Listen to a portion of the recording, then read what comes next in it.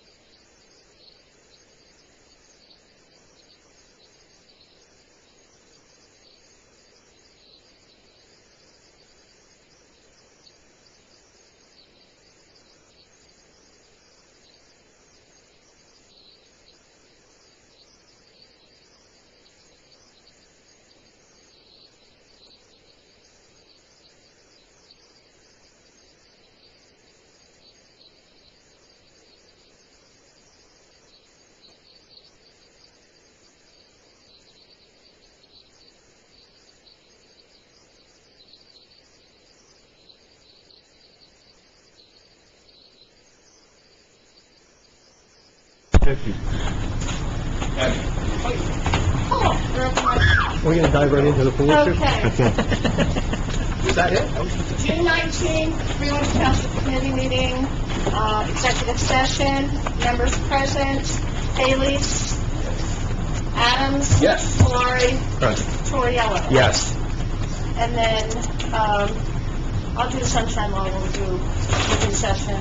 You want to go, make a motion to go in executive session regarding, and Frank, you want to read all the reasons? I could do it. Can Oh, I okay. have a motion to go into executive session to discuss litigation, Greenwich Township versus Warren County Prosecutor's Office, tort claim notices regarding Tizopoulos and Emiliani, Arbor Drive, and John Ray Kennels, as well as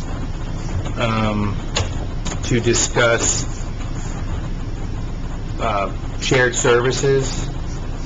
with Cohacon. Contract negotiations, proposed shared court services, proposed firehouse lease, with obviously the fire department, and a Board of Ed agreement, proposed with, between Greenwich and the Greenwich Township Board of Education. Also personnel matters involving a alternate public defender, computer issues, and liaison limitations for personnel infractions. Liaison, that's a general thing. Does that have to be executive session? Yes, because it's going to lead to, in order to have this discussion, it's going to lead to discussion which requires executive session. So yes. Okay. I'll make that motion. Second. Haley's, Yes. Adams, Yes. Solari. Yeah. Toriello. Yes. Is there a...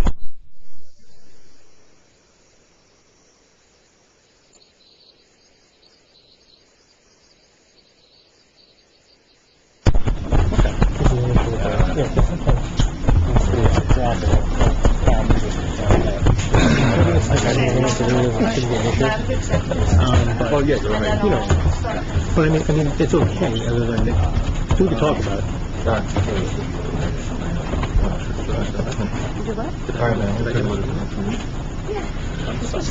You, Kim, or the other guy? What is it, your name or his? His name. And I forwarded Is it in here? Okay. Can you find it for me? Awesome I'm blanking. It came from you. I gotta find it. Okay. Motion to come out of executive session. Motion. Second. Okay. All in favor? Aye. All right. Regular meeting of the Greenwich Township Committee, June 19th, 2014. Members present, Bailey's. Yes. Emiliani. Yes. Adams. Yes. Valari. Toriello. Yes. Adequate notice of this meeting was given in accordance with the Open Public Meeting Act by mailing the schedule of the Township Committee to the Express Times and North Star Ledger newspaper, posting a copy on the Township Bulletin Board and filing a copy with the Township Clerk. All rise for the flag salute. I pledge allegiance to the flag of the United States of America and to the republic for which it stands, one nation, under God, indivisible, with liberty and justice for all.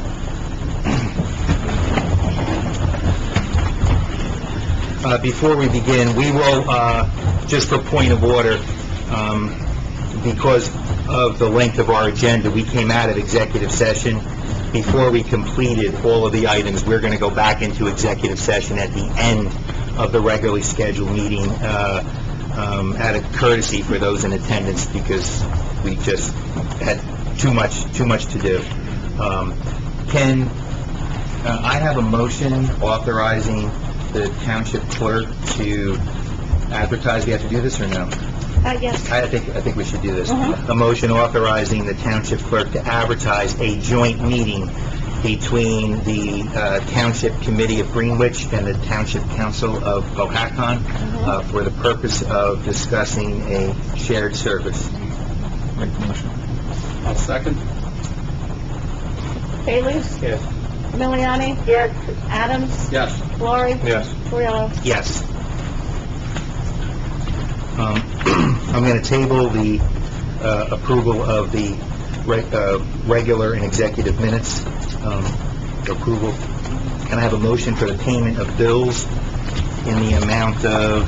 Now, if you look, if you look at your tab, for the payment of bills and claims, it's right after the minutes, so it's in tab 1, so if you scroll through, get past May 15th. in the amount of $1,551,927.89. You have that one, that's, bill list number 1, and then, go to page 4, and you'll see bill list number page 1, again. It is, another bill list, and it is for, Attorney Tadeo, in the amount of $10,807.50. So if you approve the first bill list, the 1,000 or 1 million, Yeah, let's just approve that, we'll do it separate. and then do these separate. And if you'll note on the second of the page that gives the bill list in the back, the funds, you will see that the 1.26 million is held. It's not, it's being held. That's the one for the board payment. You had requested that that payment be held. It's on the bill list being approved, but it's held. That portion is in there, I didn't see it in there. It's including It's only the the overage, 670? Yes, but it's held. Okay. On that page 4, it's showing you that column as being held, that it won't be released. Can we hold this until post-executive? The payment of bills and claims? Yeah.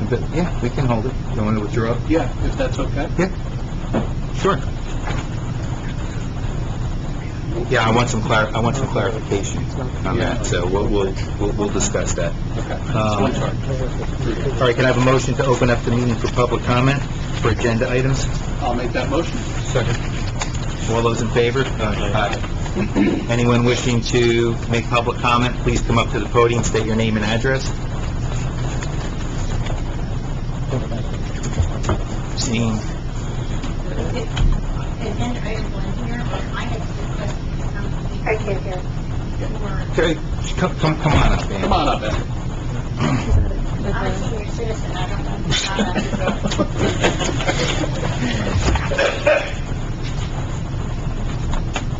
how the reason this is urgent is... Just for the record, Anthony, please state your, I know who you are, but for the record, can you state your name and address, please? and Stone, 532 East Street. As you know, I'm your senior coordinator, and I came to you last August and asked you if you would support us having a nutrition site in Greenwich Township. And I received a letter of support from the township back in August, and I went to the county office on aging hearing in August and presented the case and made them aware that the seniors represents 3 townships, Greenwich, Franklin, and Pocahontas, and the total population of those areas is 16,811. The town of Phillipsburg is 14,699, and it was because that there's a lot of people in the surrounding areas that need the nutrition program. And the county told me that they would start a pilot program in Greenwich Township for a nutrition site, which we have at the present time at our senior meetings. And this has been done between the county and the township of Greenwich, and our senior citizens love it. But I read the paper today where they're planning on closing the Phillipsburg site. And what happens is we meet on a monthly basis, and what we do is the county provides a luncheon for our seniors at 12 o'clock. And they're mainly in Phillipsburg, and we have to go pick them up and bring them to the site. But it's been wonderful for the seniors because they like having a luncheon and a meeting of themselves and talking to one another before we get into the nutrition or the senior program. So this has been, as Angela knows, is there. Very good, and the people love it. But now I'm thinking, if they're going to change the site and they're not going to take it and put it in Phillipsburg, the site they're recommending is Washington, and we will not be in the program because you cannot transport meals from Washington down to Greenwich Township the way you can from Phillipsburg to here. And we have people from our own group that are picking up the meals. This is critical to Greenwich Township. And, you know, we represent Franklin Township and Pocahontas Township as part of it too.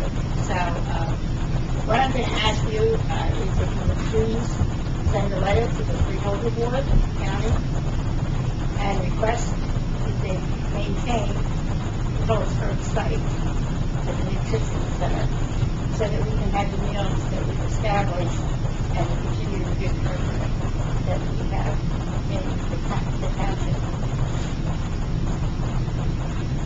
Any questions? Well, I totally agree with you. I've seen the thing in action. I've eaten some of the meals, and I've seen the exercise program. It's been fantastic, and it's been a big improvement to the method the senior league organization before. But it's been an added benefit to everyone there. Yeah, it's been great.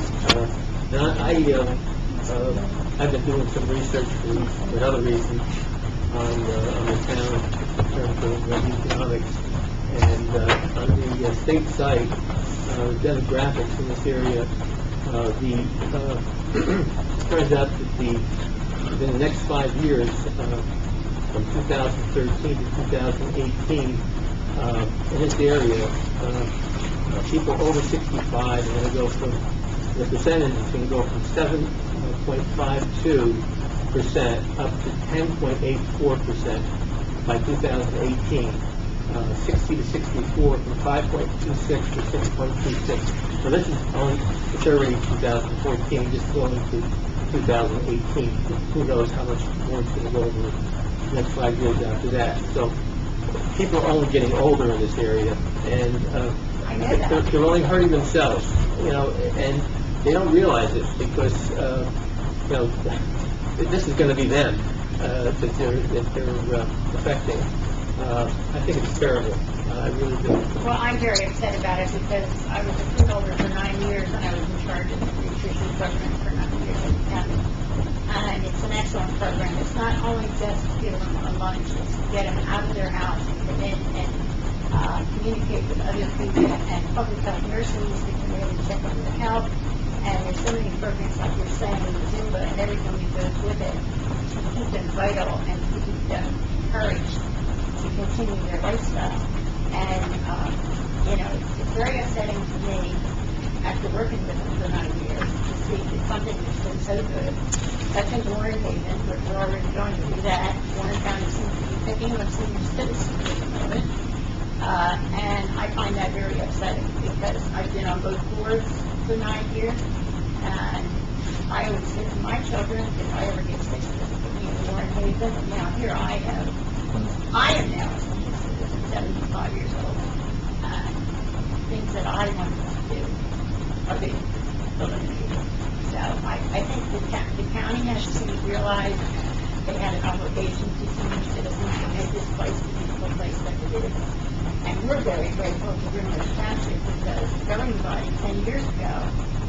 give us the opportunity to go to the Legion when you're paying the rent for us to be there on a monthly basis.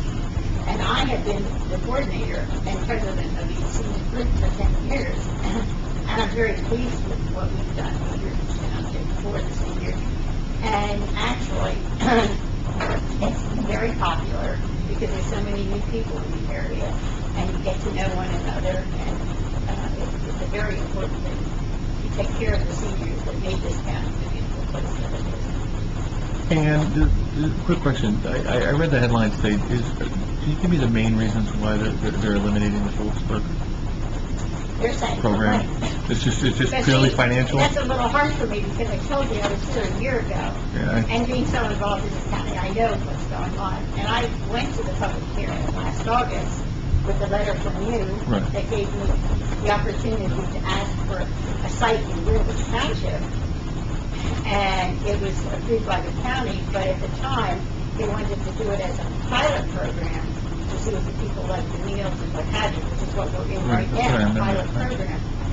But I was at the 2014 hearing, and they're saying that they're not getting the money from the state and the federal government. Well, they get their money from these public hearings that are held on a yearly basis. So, in my eyes, they're doing away with the department that the state and federal government haven't decided yet if they're going to take their money away from you, because this is 2015. It's based on the census and many other things. But I feel very strongly that the freeholders of this county have an obligation to the senior citizens of this county. And the southern end of the county not having representation, presently they're talking about a site, there's a site in Washington, and there's one in Hackettstown, and there's now one in Milton Township for the Blairstown area. But the two sites that they're considering closing is Belvedere and the southern end of the county. Well, look at how many people have moved into the southern end of the county, and how many people are senior citizens. So, this is a service to the people that the freeholders should certainly address. And if you please send a letter on behalf of this critical area seniors, I would appreciate it. And in closing, I would just like to invite you to our picnic on Monday. We're going to have go over the history of Greenwich Township.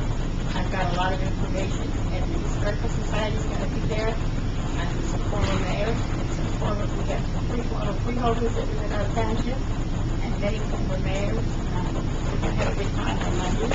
And certainly thank you for all you've done for us, but if you write me one more letter, I would appreciate it. Thank you. Thanks, Ann. Anyone else wishing to make public comment?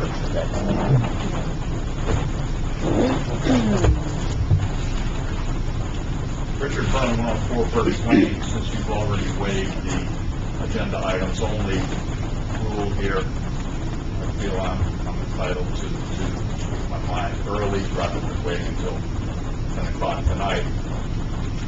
As a resident taxpayer in this township, I'm deeply troubled by the recently revealed situation with regard to the provision of health benefits for the community people in this township. Elaine Emiliani has been a part of this township's committee for well over 10 years. In fact, she was the mayor of this township the year the benefits eligibility rules were changed. No, I Yet she wasn't. insists that she was unaware that she was not eligible for benefits.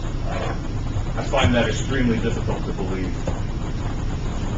Kim Viscami has been the township's benefit administrator for what, for 15 years? 22. And yet, she also claims that she's unaware of Emiliani's ineligibility. I also find that hard to believe. I can't imagine that the changes to the law were not covered in one or more of your continuing education classes. Yeah. But if they both, in fact, thought that Amelia was, in fact, eligible to receive state-sponsored benefits, then why on earth would anyone feel it necessary to actually lie on the benefits application and falsely claim that Emiliani was returning from a leave of absence? And not once, but twice. once in January for the health benefits application, and once again in February for the dental application. If everyone truly thought that she was eligible for benefits, why not submit an entirely honest application with the full expectation that the state would approve the benefits? And this is not the first time Emiliani's had issues with insurance benefits in this township. In 2013, she continued to receive benefits even after losing re-election. If she hadn't been caught, there's no doubt in my mind that those benefits would have continued for the remainder of the year. No doubt in my mind. In 2011, she claimed she was receiving state disability payments and yet insisted on receiving a paycheck from the township.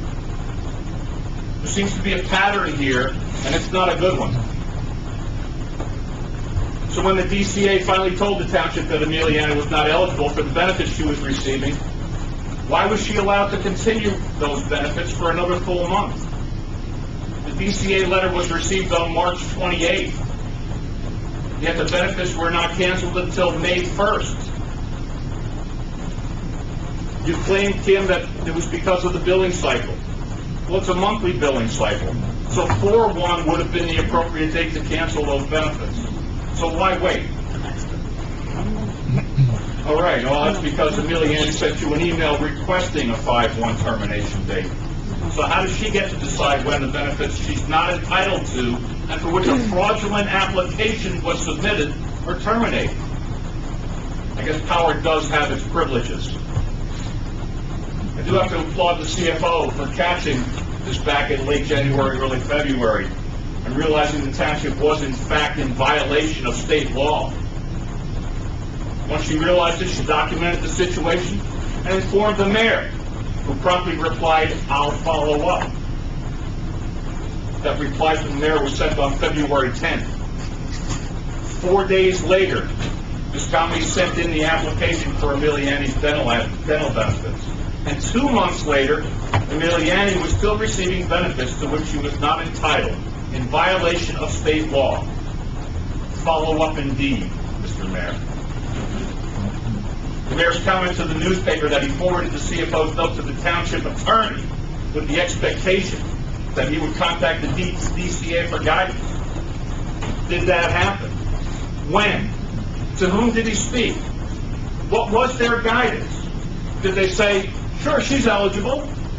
You know, that wouldn't be surprising to me, since the application said she was returning from leave of absence. How would they know any different? Did the attorney talk to the benefits administrator? Did he read the statute? I read the statute. I read the statute multiple times. I looked as hard as I could, and I could not find anything in that statute that even remotely indicates that paying for COBRA might be the equivalent of continuous coverage. Nothing. Nor could I find anything that would equate losing an election to taking a leave of absence. Nothing. So 2 months later, and nothing's been changed. She was still receiving benefits to which she was not entitled. Follow up indeed, Mr. Mayor.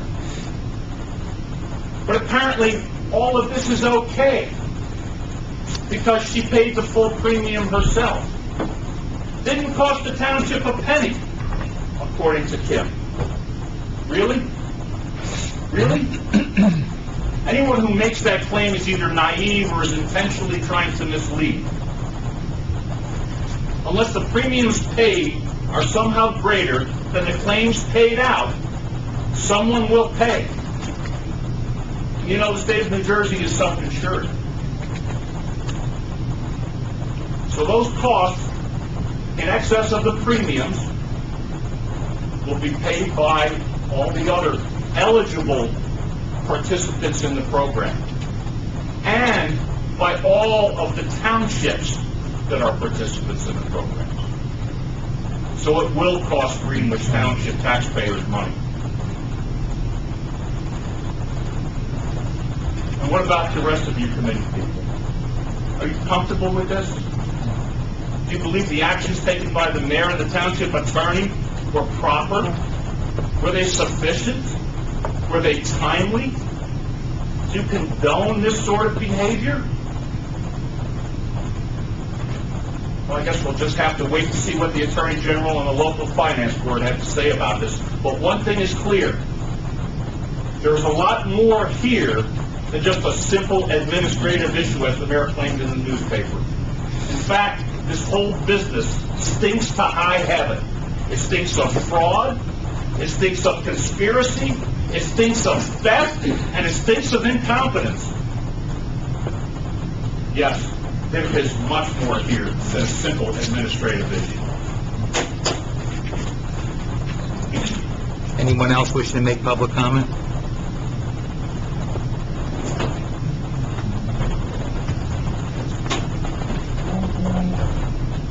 James S. 220 Water Tower Road, Stewartsville, New Jersey. I'm here on behalf of my cousin and yours, 91 years old.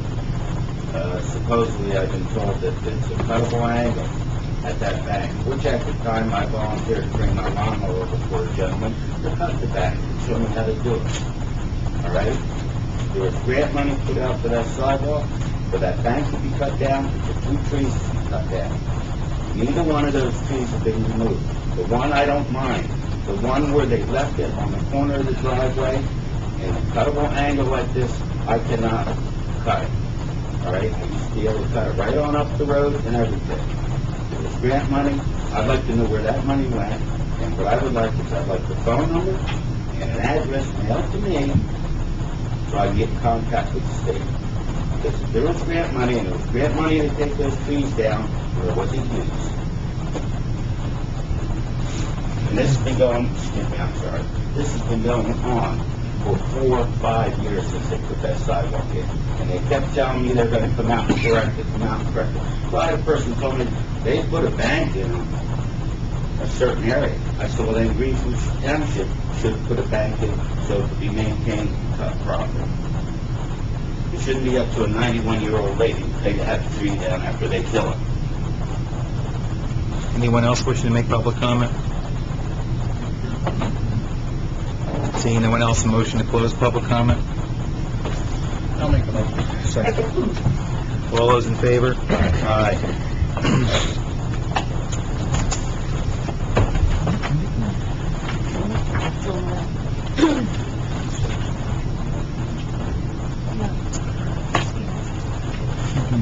Jim, do you want to address Jeff? Yes.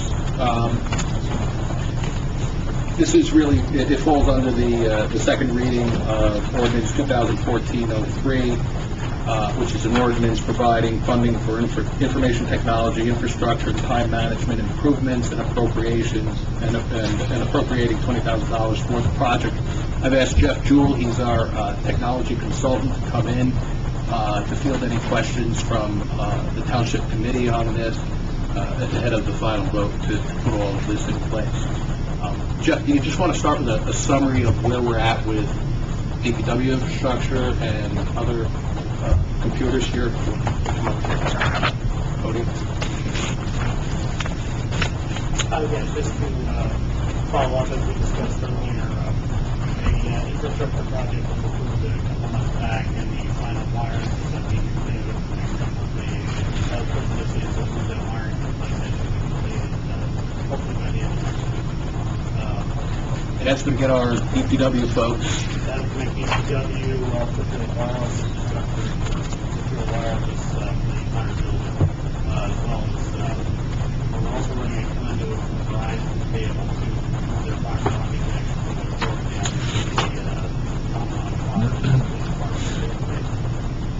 Okay, yeah. Yeah, the wireless is going to be general public accessible? There'll be a secure public Wi-Fi to get in access wireless security for the rest of the network, as well as these other wireless. And the existing wireless infrastructure is being taken care of? Yeah, that would be disabled. Okay, because I haven't spoken with the chief yet on that, or I think you have. Yes. Okay, if I'm needed, let me know. Okay, good. What else we have?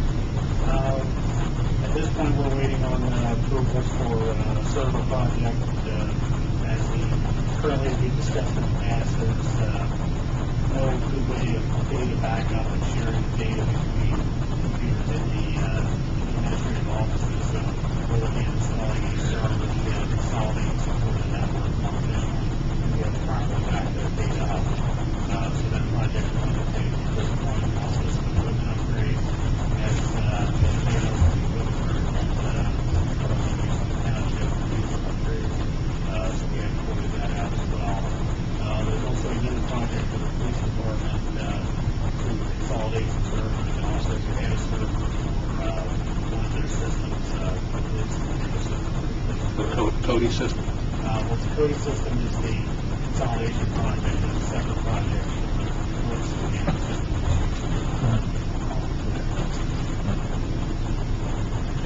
We still don't have a backup system.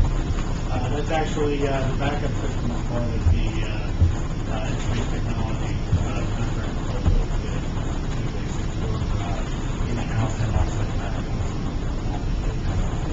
That's the next thing on the list, or That's part of it. That's included. That's included. in the next, not this, not this, but the next one? or- Well, that's not for the system that's in place right now. So that's next.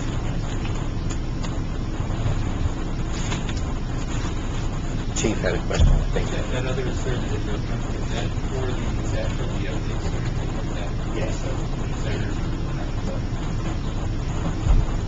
Anyone else have any questions for Jeff? Are we doing anything temporarily to augment the backup system that we have right now, in case something happens?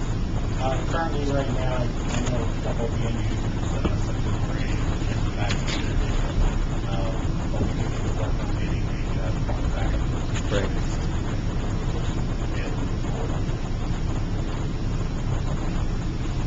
Thank you, Jeff. Thank you. At this time, can I have a motion to open the matter up for public hearing? I'll make that motion. Roll call? Bailey's? Yes. Miliani? Yes. Adams? Yes. Laurie? Yes. Freeland? Yes. Anyone wishing to be heard on ordinance 2014-03, an ordinance providing funding for information technology, infrastructure, and time management improvements and appropriating $20,000 for the project, please come up, state your name and address. Seeing no hands, can I have a motion to close public comment? Motion. Public hearing, I'm sorry, public hearing. I'll second. Roll call? Bailey's? Yes. Miliani? Yes. Adams? Yes. Laurie? Yes. Freeland? Yes. Can I have a motion to adopt ordinance 2014-03, an ordinance providing funding for information technology, infrastructure, and time management improvements and appropriating $20,000 for the project? I'll make that motion. Comment? Roll call? Miliani? Yes. Bailey's? Yes. Adams? Yes. Laurie? Yes. Freeland? Yes. And now can I have a motion to adopt resolution 2014-47, a refund of tax overpayment in the amount of $1,764.72 regarding block 23.09, lot 7. I'll second. Comment? Roll call? Bailey's? Yes. Miliani? Yes. Adams? Yes. Laurie? Yes. Freeland? Yes. Now can I have a motion to adopt resolution 2014-48, a municipal tax lien redemption in the amount of $1,100 regarding block 23.08, lot 65. I'll make the motion. Second. Comment? Roll call? Bailey's? Yes. Miliani? Yes. Adams? Yes. Laurie? Yes. Freeland? Yes.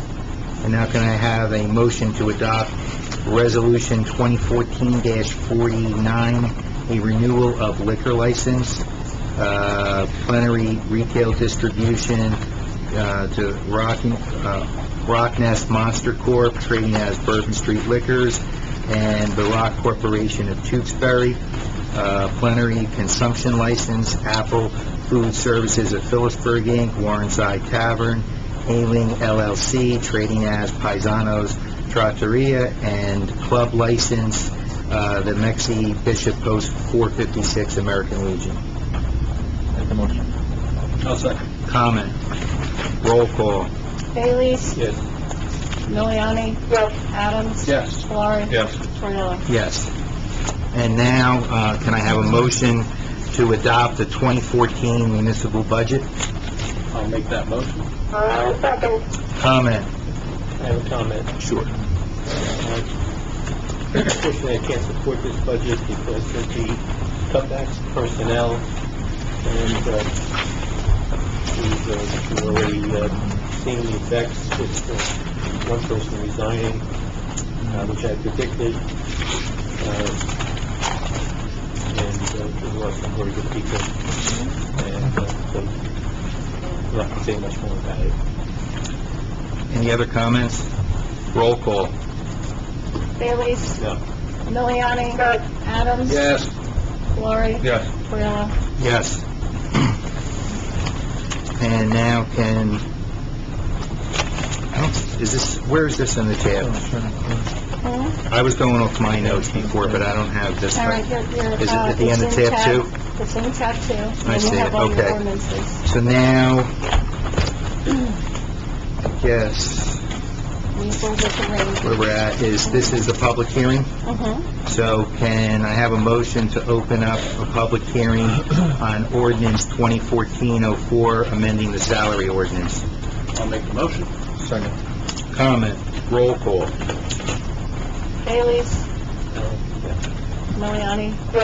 Adams? Yes. Valori? Yes. Cordero? Yes. Anyone wishing to be heard at public hearing for adoption of 2014-04, amending the salary ordinance, please state your name and address for the record. Where are we in the text? This is tab 2. 2. Towards the end. Are you able to tell us what the changes are in the salary ordinance, the amendment?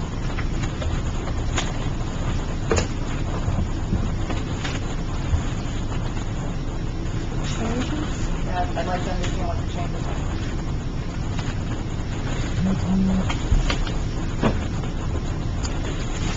Public hearing. Yeah, I'm asking a question. There was conversation back and forth with other residents of the public hearing. In other words, residents are owed an answer to what the changes are in the salary ordinance. Salary ordinance has ranges in it. What are the changes? Specifically, like, Yeah, I'd like to understand what the changes are. well, last month we adopted a resolution which had the actual dollar amounts for the salaries. This is the ranges. That doesn't, like, for my, Did employees get increases? Did professionals get increases? That has nothing to do with this. That's done by resolution, not by ordinance. So you're saying this Compensation is not reflected in the ordinance. That was done by resolution. It's a range that's reflected by the ordinance. So can you tell me Sure. what positions had the changes and everything? Let me interject here. A question arose earlier in the year regarding the need to do a salary ordinance on an annual basis, which was what the township had been doing. And I made a recommendation to the CFO that if in fact you didn't want to have to keep redoing your salary ordinance on an annual basis, you adopt an ordinance with ranges, and then on an annual basis, you adopt a salary resolution which has the specific authorized salary for every person who's not in a collective bargaining unit.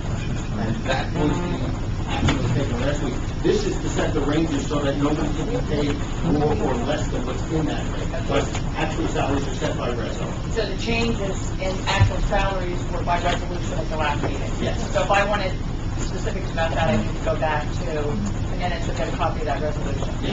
So that's the only changes to salaries based on the resolution?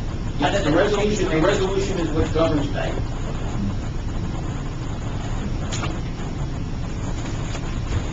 Anyone else wishing to be heard? Seeing no one else, a motion to close public hearing. Make the motion. Second? all in favor? Roll call. All in favor? Aye. Aye. Can I have a motion to adopt ordinance 2014-04, amending the salary ordinance? I will make that motion. Comment? Roll call. Bailey's, No. Miliani, Adams, Yes. Valari, Yes. Cordero. Yes. Okay, see if I can make up some time here. I'm gonna defer the roadside cleanup and Girl Scout, I was going to but you want to, have Bob cover a couple of things. you want it while he's here? Okay, Yeah. because why don't I defer my time on that, since we can kind of tie in with the Environmental Commission and Okay. address all of that, okay? Okay, that's fine. I will yield my time. Well, thank you for the gentleman from Stewart. Bob, so we had talked about the document that's in front of everybody's, we want to talk about this first, the fires, and... Yes, sir. Yes, and I don't think Elaine has a copy of this. Okay. Okay. So what we're looking at, guys, is this walk-on that was put in front of you just before the meeting. And Bob, if you can explain, this covers the fire and rescue squads and the audit discussions and the requirements and all of that. Yes, sir. Specifically, the question had arisen as to the need for an annual audit of the volunteer fire company and the first aid squad. Lorraine was kind enough to go back and put together the actual total aid packages that are going out to the fire company and the first aid squad. Some of it is in direct contributions, some of it is in costs absorbed by the township, processed through the township's purchasing system, and some of it now is a lease payment on the new fire truck. I pulled the statutes, which you have copies of, and the statutes basically say for the first aid squad, the law puts a maximum cash contribution of $70,000 a year. So the township cannot give the first aid squad a check or checks totaling to more than $70,000 in a single year. That number was increased from $35,000 by a change in the statute that was effective in 2007. The audit requirement is if the township makes a separate vote to exceed that $70,000 maximum contribution, which you're entitled to do, an audit requirement by a CPA or an RMA is automatically triggered. You are also entitled to provide the rescue squad additional support, equipment, supplies, all of that kind of thing. And it doesn't impact the audit requirement so long as the additional support is processed using the township's fiscal controls and is processed through the township's budget and the township's CFO. So basically, as long as you're relying on the township controls rather than the first aid squad's controls, it doesn't trigger an audit requirement. For the fire company, the statute provides for a maximum of $90,000 in cash contributions township-wide. So if you had more than one fire company, the most you could give amongst them all would be $90,000. There is a requirement in the law that says whatever you contribute to the fire company, at least 50% of that amount has to be spent on equipment and supplies relating to the fire service.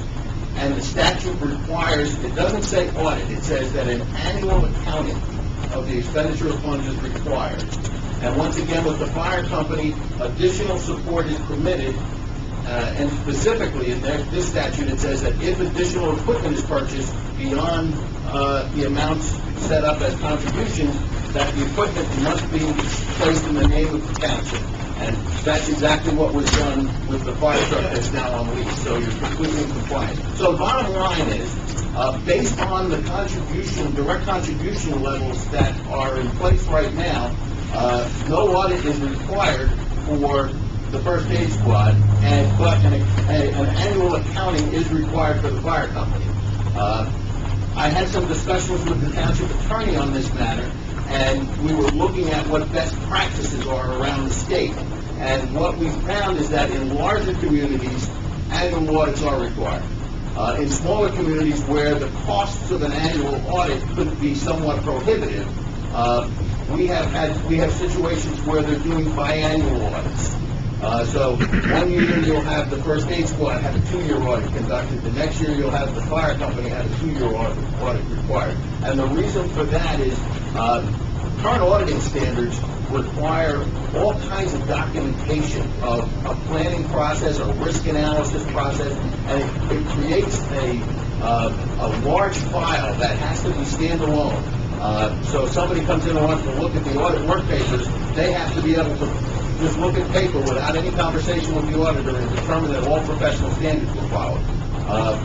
That planning process, unfortunately, in a small audit like a volunteer fire company or a first aid bus, eats up more than half of the price of an audit.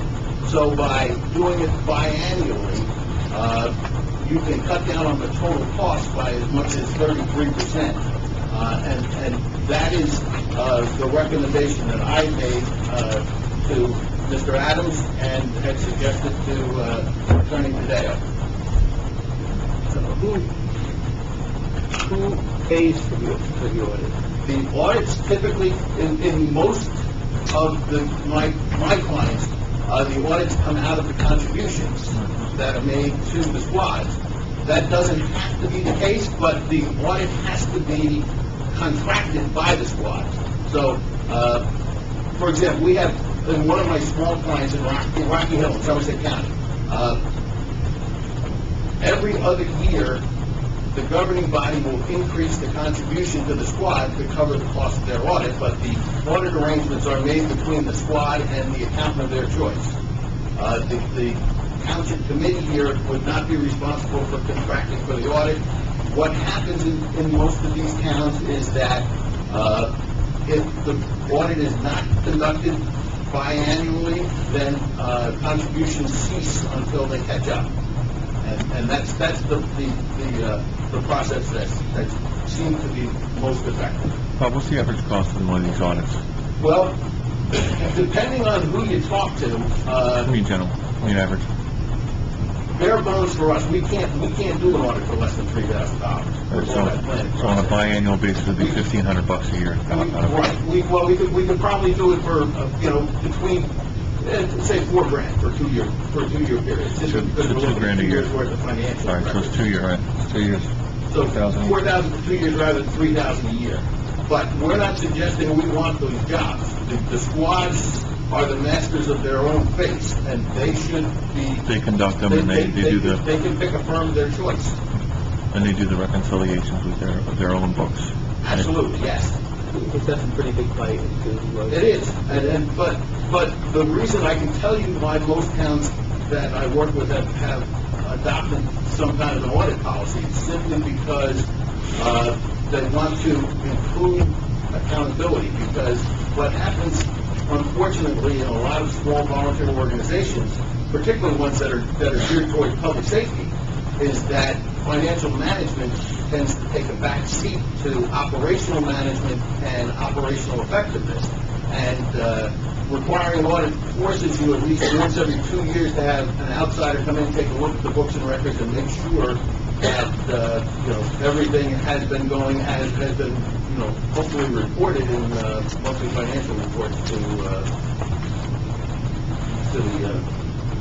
the officers. But that's the reason why it's done. Unfortunately, you pick up some papers every 3 months and you read something bad happened in a rescue squad here or a volunteer fire company there. And, unfortunately, this is a result of a few bad apples requiring everybody to pay a little more attention to the finances. I have a question. Go ahead. On the fire company, we were saying $90,000 is the maximum. Are you talking about a donation as we're doing now, a stipend that we give to them? Because we know in our report that was put together by Lorraine, we're talking somewhere in the neighborhood of $200,000 where we're actually giving to the fire company, set aside the fact that we as the lease. I don't think the lease is even involved in that at that point when she was doing the analysis. But there are certainly other things that we do pay for out of pocket from the township. Yes. So are you telling me that $90K is the maximum we can give out? $90,000 is the maximum contribution. Right? Check written with no strings attached to the fire company. Is there anything that, limits or asks, about the rest of the things? Like, the money that we actually support there does not pay for their fuel, does not pay for their, health checkups, does not, none of that stuff actually, that's just a flat out donation to them to use as they wish. And then we need to get an accounting of that, correct? Let me ask it this way. Is the $90,000 cash, is it, in other words, excluded from that are in-kind contributions in terms of if you're paying for insurance, if you're paying for gas, does that not count towards the $90,000? That does not count towards the Okay, so it's simply a check for $90,000, not the total dollar amount that could be quantified that the fire company would derive in terms of every mode of support. No.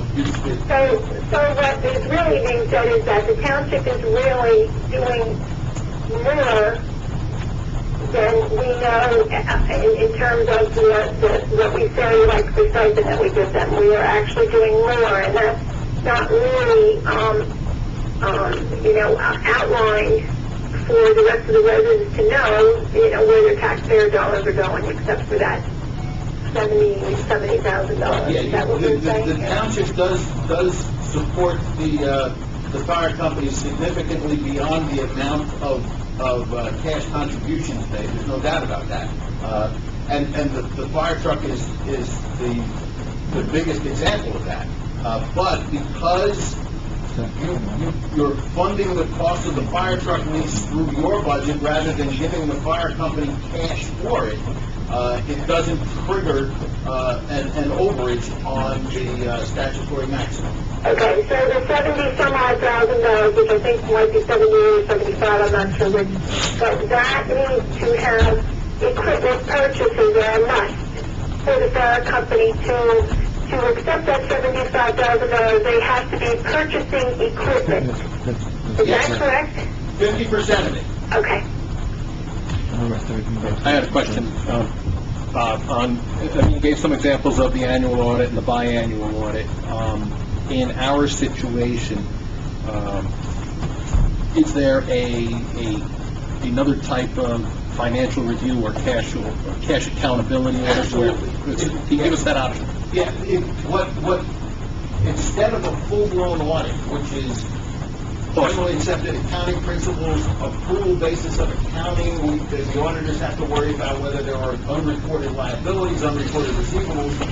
What you can do instead, if your focus is on how the money was spent, which is really what the law requires, is you can call for a cash audit to be done, which is basically start with a reconciled cash balance at the first of the year, track all the cash coming in and put its sources, track all of the cash going out, what it was used for, and reconcile the ending cash balance, and then, looking at what was dispersed, determine whether or not it met the statutory criteria of 50% of contributions from the township being spent on equipment.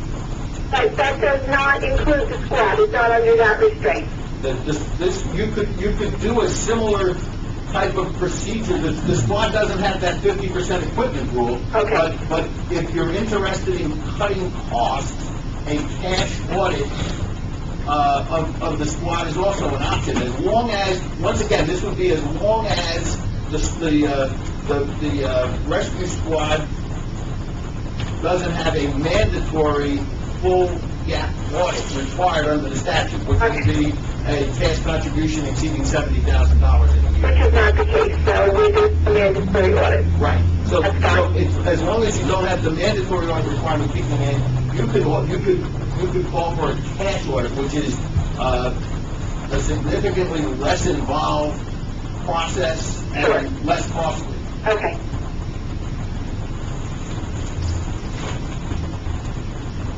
Anyone else? What I would like to do with this, depending on everyone's opinions here. I know we don't have anything cast in stone, and I would like to recommend that we look to Bob, the auditor, and Frank, the our legal counsel here to develop an ordinance for us to provide for the accountability of our contributions to the rescue squad and the fire department. I like the concept of a cash audit. I don't think, I mean, we see the paperwork that these guys do produce for us. I think having the full-blown audit is just overkill, and it straps their dollars, it straps net the township dollars. And I would favor going in with a cash audit. So, I want to put a motion out there, unless anyone has comments on that. Well, before we call for a motion, I just want to get some feedback. Frank, is this something that you would want to put the ordinance together and then have Bob review it, or the other way? Well, I've been working with them on it. Okay, all right, so that, yeah. We'll put it on the next agenda. If we're all in agreement with the ordinance. Yeah, we'll make a motion. Yeah, all right, so I'll make a motion for Frank and Bob to develop an ordinance to provide for the accountability for contributions to fire and rescue squad. Consistent with Title 40:5-2. Of course. I'll second. Comment. Roll call. Bailey's? Yes. Miliani? Adams? Yes. Valari? Yes. Twilio? Yes. Anything else for Bob? Maybe we should probably do that first, right? Go down the agenda before I go through the rest of my items. Anyone have anything? Have anything for Bob? Anything else? I think he's free. Did we miss anything, Bob? What's coming? If you'd like a quick update on the audit. Oh, yes, thank you. I was going to ask, what's the EPA for the audit? We have, at this point, we have finished all of our internal controls testing. We have completed all of our substantive testing of financial statement items. We've got a couple of loose ends hanging out. One is we have not done the audit of the court yet. That's going to happen early next week, assuming that schedules match up.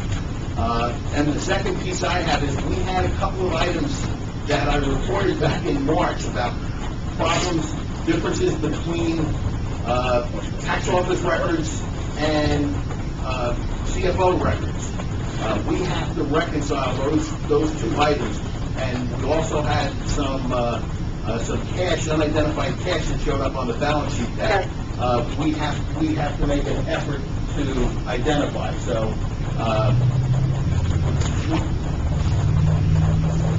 the differences on the tax side were,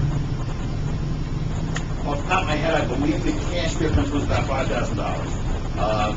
On the unidentified cash receipt side, we were up in the $60,000, $70,000 range. We've identified some of that through the audit process. We found a couple of grants that had come in and hadn't been identified.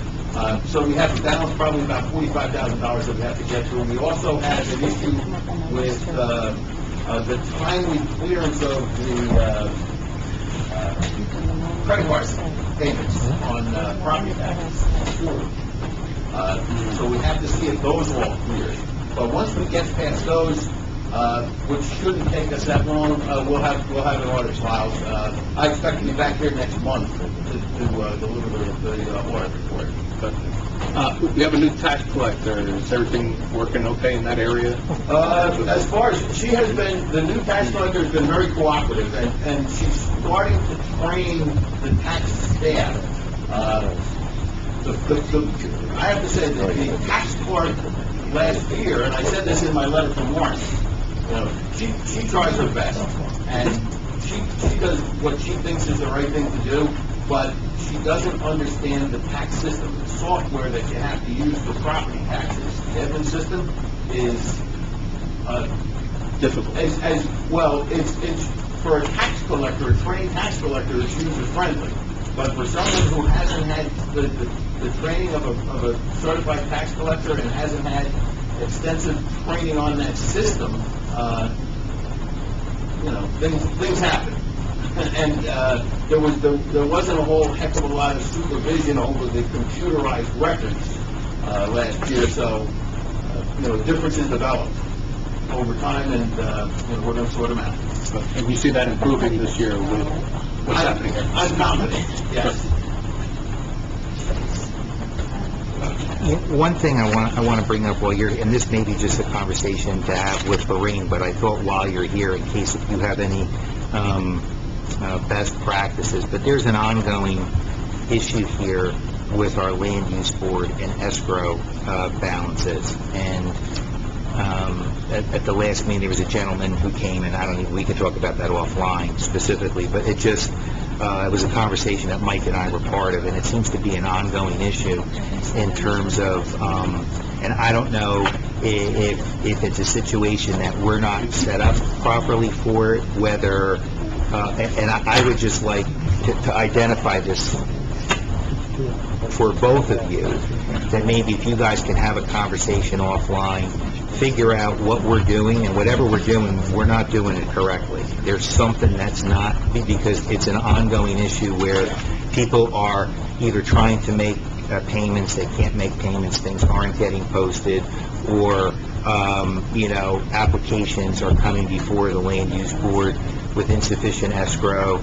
Our township professionals are embarking on work and then playing catch-up. And I really want to be able to report back sooner rather than later, like by next month, to the land use board that the issue is finally behind us. We have appropriate protocols in place to ensure, and I don't know what they would be, but all I know is whatever we're doing, it's not working. Without knowing the specifics, and I'm going to have a conversation with Mike and Lorraine on this, but the two issues that we see historically and where there are problems is with the professionals who have been assigned to do the work on each application. If they're not aware of a specific coding for that application, a lot of times when the bills come in, the CFO will process them against a budgetary line item rather than an escrow balance. That's what happened. That's how we accumulated that big balance before. Yeah, I suspect that may not be the problem this year. I don't think that's the issue. I think the issue is just being able to time, I mean, I could be wrong. The second problem that we see historically is that the boards schedule hearings and may issue denials without checking to see whether or not the applicant is current on his fees. So what we recommended in those instances is that no hearing be held until a certification from the finance officer is received that says these people are current and there is a positive balance. Because if you sink $5,000 of professional fees into an application review and then it's denied and you don't have the $5,000 on hand, well, you just ate that $5,000. So there has to be a communication mechanism set up so that available balance to cover all costs. And it's a two-pronged process. It means the professionals have to get their bills in. All right, so you got to train the professionals to get the bills in, and you got to train the board secretary to send an agenda over to your CFO so she can review the escrow balances and make sure they're positive. And maybe offline, because we for time, we have to move on. Maybe that could be coordinated with Barbara and make sure that you're getting what you need and that there's an appropriate flow so that we can kind of move those along. What's that? Flow chart. Flow chart. We need Jim's flow chart. So, anything else before Bob while he's here? The recreation scoreboard issue, Yes. payment. Yes. Frank and I have had several conversations on this, and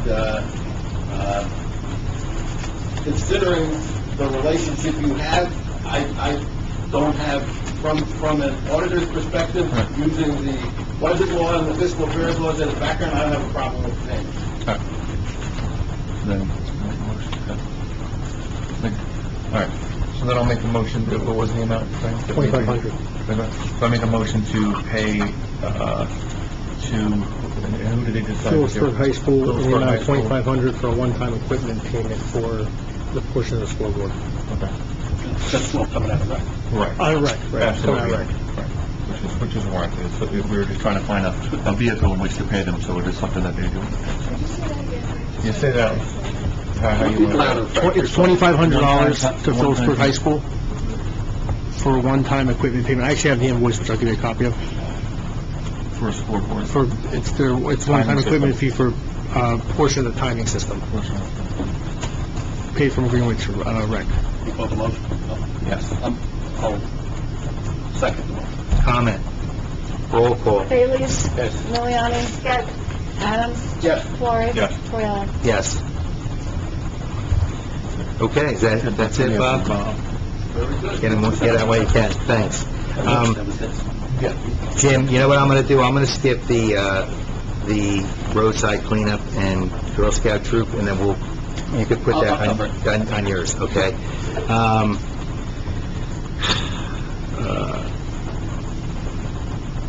Chief, at the last meeting, we discussed, the issues that were raised with respect to the race route of the Roy North race, that residents were trapped, and I had asked at the last meeting if you could look into alternate, a race path that would have less impact on the residents. Did you get a chance to do that? When we looked into this initially, this path was selected by the school. They mapped it out for their project. So it was kind of brought to us, this is the route we want to do. And they also asked for our recommendation as a committee to, I wasn't going to achieve that, but this is how I think it worked. It was, as I see now, it's supposed to be less intrusive route. And you can figure in the township 4 or 5K because you're talking about a large area wherever you go. I know, Roy North had requested the East Road South Main Street that was a lot worse. And then you're talking about shutting down County Road. Right. In our instance, we didn't shut down Greenwich Street. We did, we paused it so the runners could get across the road, but it wasn't shut down, which is a lot. You need the approval from the county for a road closure. Yeah, I don't know, I mean, I certainly wasn't thinking, that path, but, I mean, there were several residents who complained to me that they were trapped in their cul-de-sacs for hours, and they couldn't get deliveries to their house from like Home Depot. There are complaints. However, if someone has to get out of their development, they're not trapped there for hours. There are temporary blockades. They're open, so they can get around that. They can get out of their development. Just like if there was someone running on the road, they had to be rushed. The only time when would not be a good time to come out is when the race just starts. You have a big group of people. Yes, they're not going to get out. You're going to have to wait. Just like if there was a lot of people walking down the street, that's the traffic. I think that the traffic flow was very well done. People got in and out. There were ways to get out of their development if they had to get out of their development. Yes, maybe they couldn't go the normal way they get out, such as if you live in the Wyndham North development. We had closed down the Wyndham Boulevard North there, so they would have to go out to the Valley to get out of their development. There were avenues to get out. And there was no restrictions on any deliveries or anything to anybody's house? There was a couple of complaints where... Maybe more signs to tell people where to go. You know what I think would be helpful, and maybe if you could have it for the next meeting, would be an actual sketch of the path, the current streets, and showing The what... current path that we ran? Yeah, the current path, and then as each affected street, if you could highlight on the map where the alternate route would be, or how they would get out, so that we could visualize it. And then that, I think that would be helpful, and then we could take a look And at it. everybody can take a look at it very early Yeah. on. Okay. Just like a mailer in the mailbox. I think, well, or to even see if there's alternate ways, but, I mean, it's kind of, right now, we're having a theoretical conversation without seeing it. If that's not too much of an effort, I think that would be helpful. Okay, great, thank you.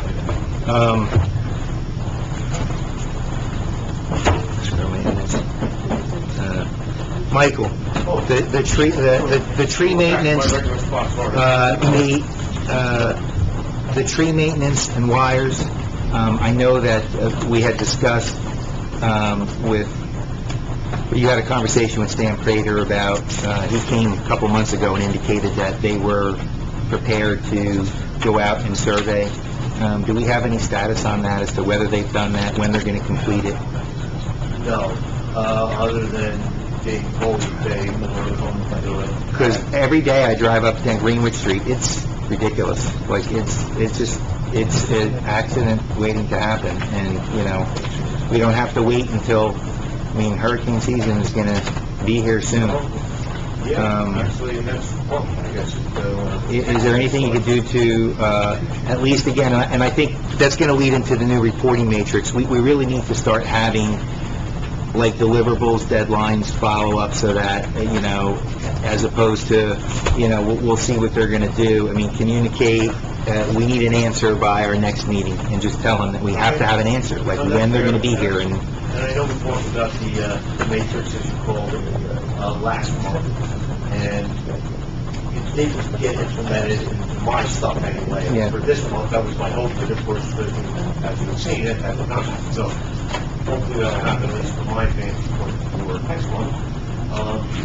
But yeah, called Stan, and also I was going to call Alex, who was also at the county, the building and grounds.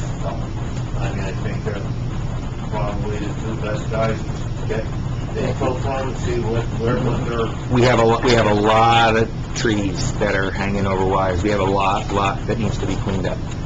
They're nowhere near storm ready. I'd like to get there, beforehand. Would be great. The staging area. Have you been able to finalize that with Bob? Yes, as a matter of fact, he sent an email out, which I, Joe, you were copying. Maybe. I don't recall seeing it. Just yesterday. Okay. It was either Tuesday or yesterday.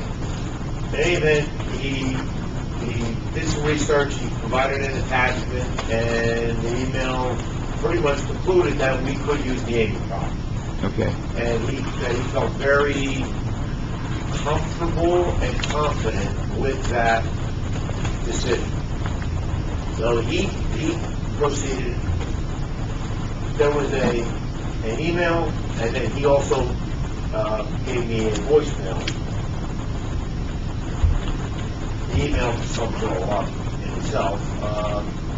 Voicemail concluded as well that it might feel, I think we can advise the committee that that's the property they want to use, irrespective of the Route 57 access. We still have to make sure that wouldn't be the contractor's responsibility anyway. The contractor, that would be the EPA. That, he said that we should feel Armstrong will go ahead. So can I call for a motion tonight to designate the Amy property as the staging area for the EPA remediation? Yes. Okay, I'd like to make that motion to designate the Amy property as the staging area for the purpose of EPA remediation to the Powhatan, what's it called? Powhatan Valley Groundwater Thank you. Contamination OU2 project. I second that motion. Comment. Roll call. Finneys. Yes. Miliani. Miliani. Yes. Adams. Yes. Florrie. Yes. Torello. Yes. Before we go on, Mr. Mayor, excuse me. The EPA... You'll let him know. Okay. Yeah, you'll let him know. Follow up Right, with yeah. this plan, okay. Absolutely. Again, there's been much coverage with respect to the new law regarding imposition of costs associated with lawn maintenance for homes in pre-foreclosure and foreclosure. We've been discussing this issue before that piece of legislation was signed, and more in the connection with abandoned properties as opposed to foreclosure properties. And I know we had to do some ordinance amendments to kind of get us situated to be able to address those issues. I'm feeling we're not making progress in terms of, and again, I'll just use the Yellow House right next to Gordon. I mean, where are we with that? I mean, I can't say any more direct. I want the home knocked down. And I want it knocked down yesterday. So, we're standing here looking at it. What do we need to do to get that home leveled? Like, I want it to happen. It's a problem. It's abandoned.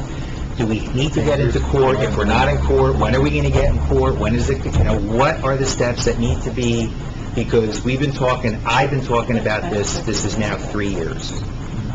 And I want to get to a point where we're not talking about it anymore. I want to see whatever we have to do. You have authorization, like whatever it is, like let's just get it done. Okay, I can answer your question. Well, we concluded our last round of inspections with additional time and effort towards 108 Washington, which goes back to last year. We provided, if you recall, this color key spreadsheet of all the houses and which ones were clearly not the no-brainer. Right. And a couple of, there was like 4 categories. Okay.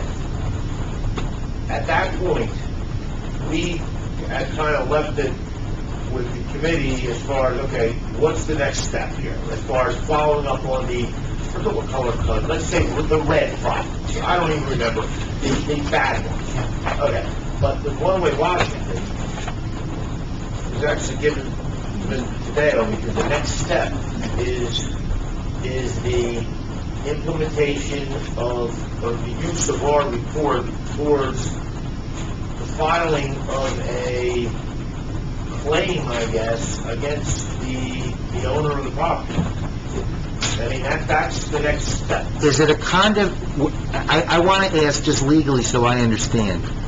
Are we talking about a condemnation proceeding where we're taking it, or are we talking about a suit in specific performance compelling the current owner to demolish their own structure at their cost?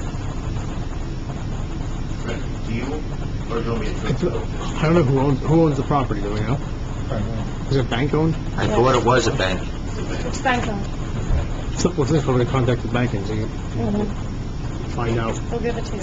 I mean, obviously, the preference, my preference would be, if you can do it, because this is not my area of expertise, but, I would like to see, if possible, where we could file a suit of specific performance compelling them to raise it. But then you're going to get into issues in terms of, they're the ones that are there with their equipment if they do damage to somebody else, but you could just require them to post a bond like you would any private contractor. But we would have to do that as well if we were, we were self-insured, but I mean, it would certainly, from a tax impact, it would be preferable to sue for specific performance if we had standing to do that. And I don't know. I think from a tax standpoint, they want to knock it down too, because they could have a tax appeal and lower the tax on the property anyway.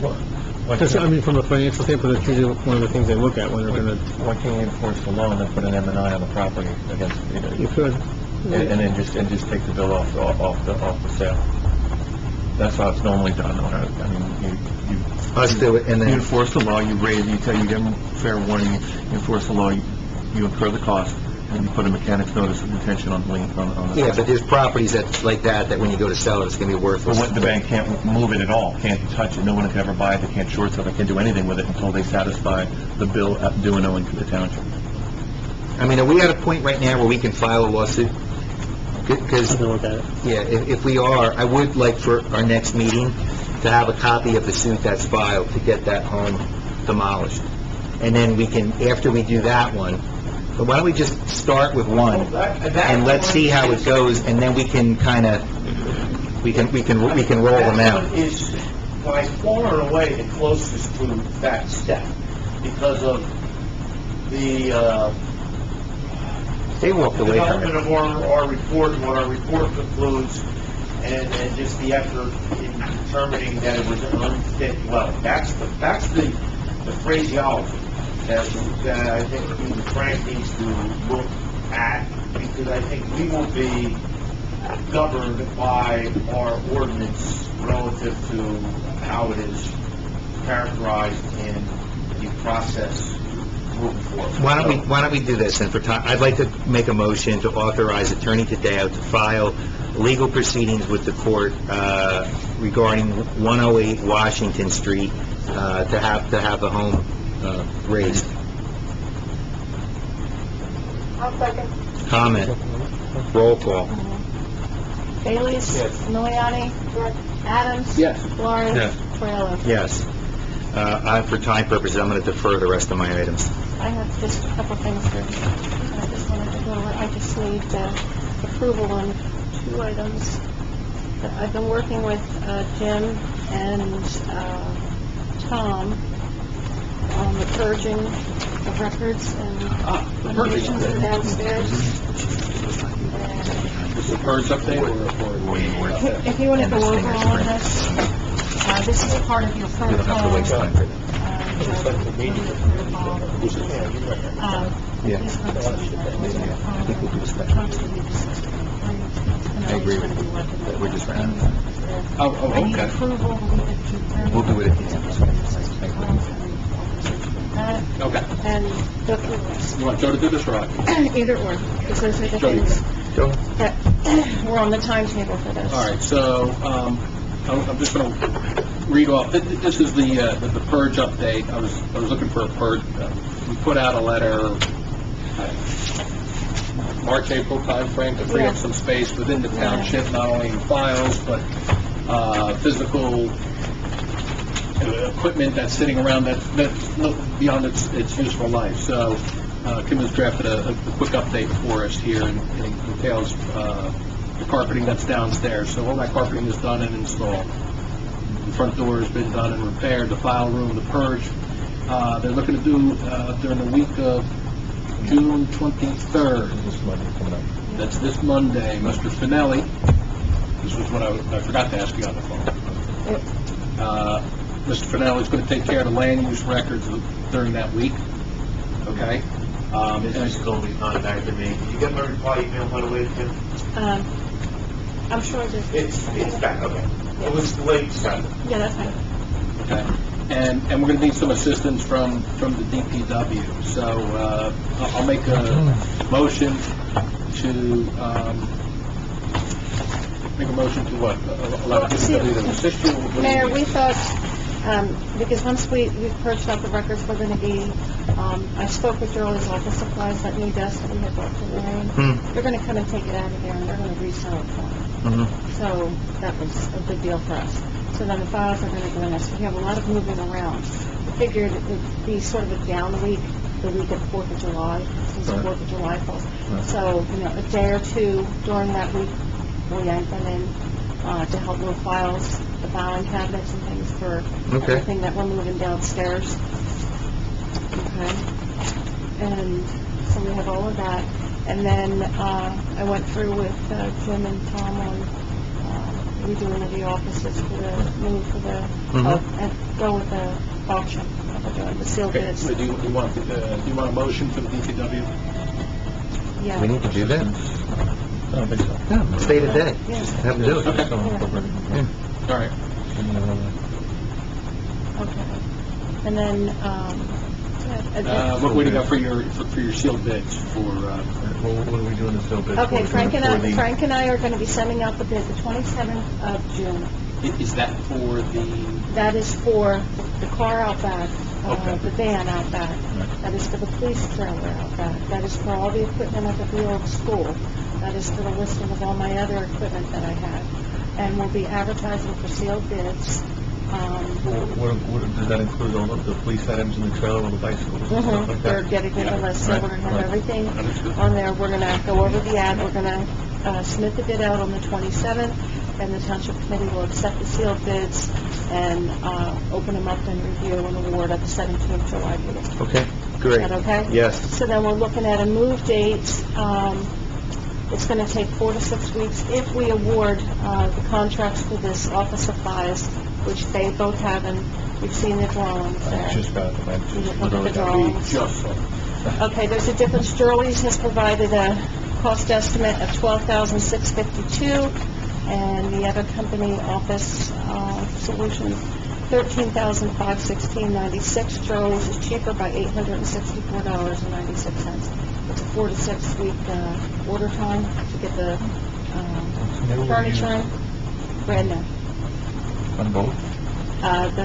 The other one was...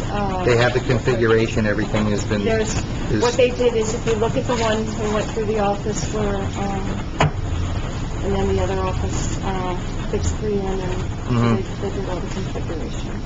They drew this, Yes, so they've taken measurements. everything. Maybe some of that equipment that's currently existing that we might be using out of another office.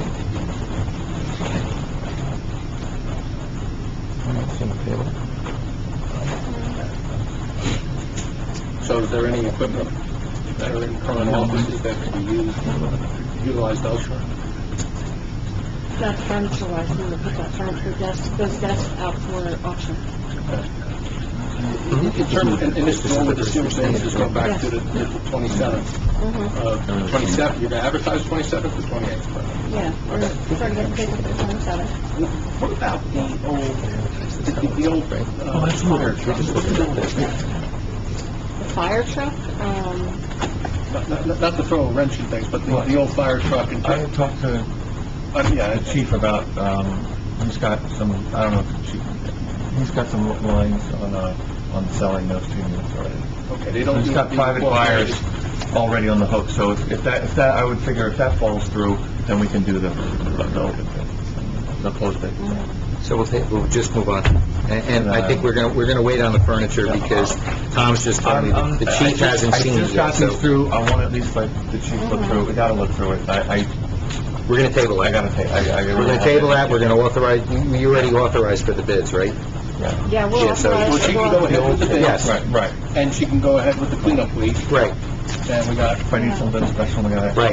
I'll do that, but I want to at least give them, So let's move on. let them look at Put the top of see how the the thing out layout's. to Yep. exceed this amount of money. Tom will meet with the chief and then we'll bring that up at the next meeting. July meeting? So Tom, yeah, Yeah, I'll make sure that I get the chief. so your items, Tom. Oh, RFQ response for the insurance broker. They're in your packet. Yeah, so, did everybody have a chance to review them or no? The Wells Fargo and, their... If you didn't, we'll table it till July, if you're not ready. No. We're gonna table it for July, and we're gonna vote on it in July. We're gonna award in July. So make sure, look at it. Go ahead, Tom. So just a couple items under fire. I guess we'll start with the first one. The new fire truck, it has been here and is out being lettered, right, Joe? And a couple items being done, and some other stuff, so that will be coming back. Joe is requesting some additional parking space for the current apparatus that's there, right, Joe, in order to increase the turning radius for the exit of the truck. He can explain to you a little bit more detail, so what is your question? While we had fire truck here, Joe Maxey, fire chief, 602 South Main Street. While we had fire truck here, we wanted to make sure it fit in the building, which it did successfully, like I thought. Upon exiting, because the truck is approximately 7 foot longer, where our trailer and our van is parked out in the parking spot right now, the corner of the bucket will take our trailer out, making the swing. So I'm requesting one additional parking spot, move the van down and park our trailer across the parking spots to give the apparatus on emergency call a swing out and keeping our vehicles there so that we have control if something, parking's a little tight, things get crowded around here, there's sports going on out here, we can move them vehicles without searching the whole facility for somebody to move. And this is temporary anyway. And I was telling Joe, I said, you know, with the we're getting rid of the 2 vehicles that have been taking up a spot for 5 years, so there'll be plenty of room there. And Yeah, so I don't see a problem. whatever you need, it's temporary anyway, so do what you need to do. Once the truck's in service, Right. for right now, then we'll just make that move this way here, present a question. If I just did it, then it'd be questions, people, everybody knows. Understood. We don't need to vote to authorize them, do we? Just payment, just, yeah. I have one question for you, though. I went to look at the fire truck, Yes. and is there a broken window? Yeah, that was, What happened? that was me, I slammed the door. That was gonna take care of what is down at, what's called, it's down at fire and safety, it was being sized up, the lettering might not be done by the time it comes back next week. Somewhere along the line, the window was like a half, and the crack was loose. Yeah. Rattle. So, that's been taken care of. Okay, I thought it looked like a broken window. Yeah, so, That's all good. when it comes back next week, our training is lined up, we'll drive you. Right. And we were talking about some sort of christening of the truck. Yeah, Some sort of okay. ceremony where we like to get a Joe and I plan it. Okay. Excellent. Thanks. I might just stay here because I do have a question here about fire company appropriation that's on my list there. Okay. If there's a shortfall, I'm looking for a procedure or what steps the council committee would like me to do if, say, we have a major breakdown in town of fire apparatus, main fire apparatus, to provide fire protection. With, right now, today, when I check the fire company financials, I've received $30,000, $60,000 appropriation for the year, and I'm at a minus $3,000 deficit, which came out of fire department savings. And like I said, I'm not planning on no catastrophic loss or of that type, but if it happens, what should we do? And to remind you that I have radios to transfer from existing fire apparatus that we got to pay to put into this apparatus. We also have part of the lettering. The company would only have so much budgeted for the lettering, but to match what the other apparatus does, that's coming out of our own, of the money that the township gives us as appropriation. Some of this training, since it's not a new apparatus that would be under new purchase, we have to pay for as part of the training of the firemen to operate this apparatus. The used manufacturer is not a representative. They collect all. Let's for example, they're like a used car lot. They got multiple brands, so they don't offer manufacturing. I just had So is this part of the budget request? Doesn't sound like it. No. No, I just wanted to clarify one thing on the old fire truck. What's anticipated in terms of that revenue coming in? And Well, is that we're titled you or us, or? We're advertising it with the outfit that we bought this used one. They would not purchase it too old. They couldn't turn around, so they're like a broker. They're advertising it on their website. They asked for, I think it is a 10% on it. We started at 10 and 8,000. We're at best offer. They've been on their site for 3 months. How about selling it to Fire? I'm sorry, Ken. How about selling it for parts? Selling it for parts. I have a couple words out there, but once again, these outfits only want them for when they need the parts. They don't want to consider that. I have somebody, and I've been emailing person back and forth that they're interested in the pumper. They may be going to Kentucky. What's the price there on that one? Right now, we're at $5,000. And they pick it up without delivery? Right now, they're asking us to deliver, so I don't know. You can't do that. That's No, you can't do that. Yeah. Yeah, cash and cash. And that truck is titled in the fire department's name. Both them apparatus are in the fire department's name. And the new one, just the They're purple, in yeah, town. is the town. And, you know, I mean, Joe, you're talking, and I don't know the answer to this, and, you know, I know we have the RFQ responses from the insurance broker, but in terms of a catastrophic event, you know, what happens with that equipment, you know, during a call or something happens to it, you know, what's our coverage provisions? You have to do an emergency. Appropriation. Yeah. I think that's the process, I think what Elaine said is the process we're looking I for. understand. Well, and the our example is, every year the fire department files an application with FEMA for the Fire Act grant. Right now, we have an application, and it could be up to $200,000 if we have to come up to 5%. That's $10,000. And if I don't have the funding or money that's available to me, I have to give up $200,000 grant for air taxes and stuff.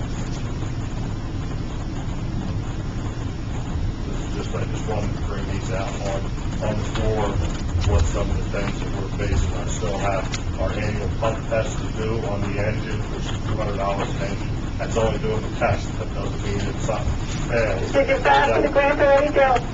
We filed the grant last year. Okay, last year. Yes. Okay. It takes up to a year. Yeah, I know. I thought it's part of what the CFO and the auditor will be working on as far as the grant money is concerned and what we have available to us. So I'm sure we can do something about that. This is a separate grant. This ain't through the township, the fire department. Yeah, I know, but you're going to need this 10%, right? You're going to need this, and You're going to need to... Yeah. In the past, last year, we received...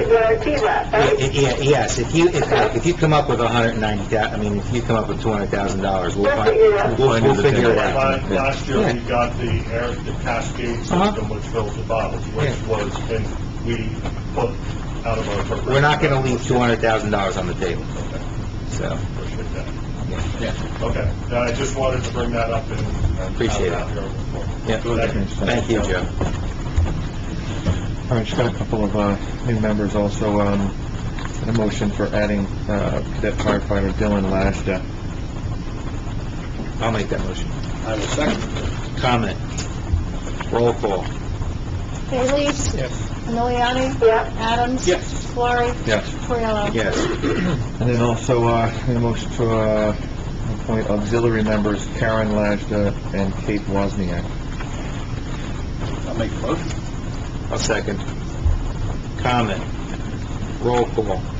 Bailey? Yes. Miliani? Yes. Adams? Yes. Florrie? Yes. Coriello? Yes. Okay. Jim? All right, I got a couple of walk-ons here. One is status on the time clock implementation. So I want to know where we're at with the technology and its implementation. We're supposed to be in place June 1st. So Payroll was supposed to... Electronic payroll. The payroll was supposed to roll over to ADP, from Action Data. They are, right? Well, We are started June 1st. They offered 3 different days for training, and you and I both had to respond to that, and none of the available times that they gave us were available when we went to make a reservation for the actual training. They've since submitted 7 or 8 additional requests for information, which I have provided, but evidently there's still a lot of legwork that we have to do behind the scenes before they can get something ready to run a live payroll. I had requested that we find the second pay in June in tandem with the old provider and the new provider to make sure everything was set up correctly. And they still did not have any online training options available so that I could be able to get to their software to be able to get a payroll generated. Who can speak with? Gwen and I don't remember the other one's name. very southern accent.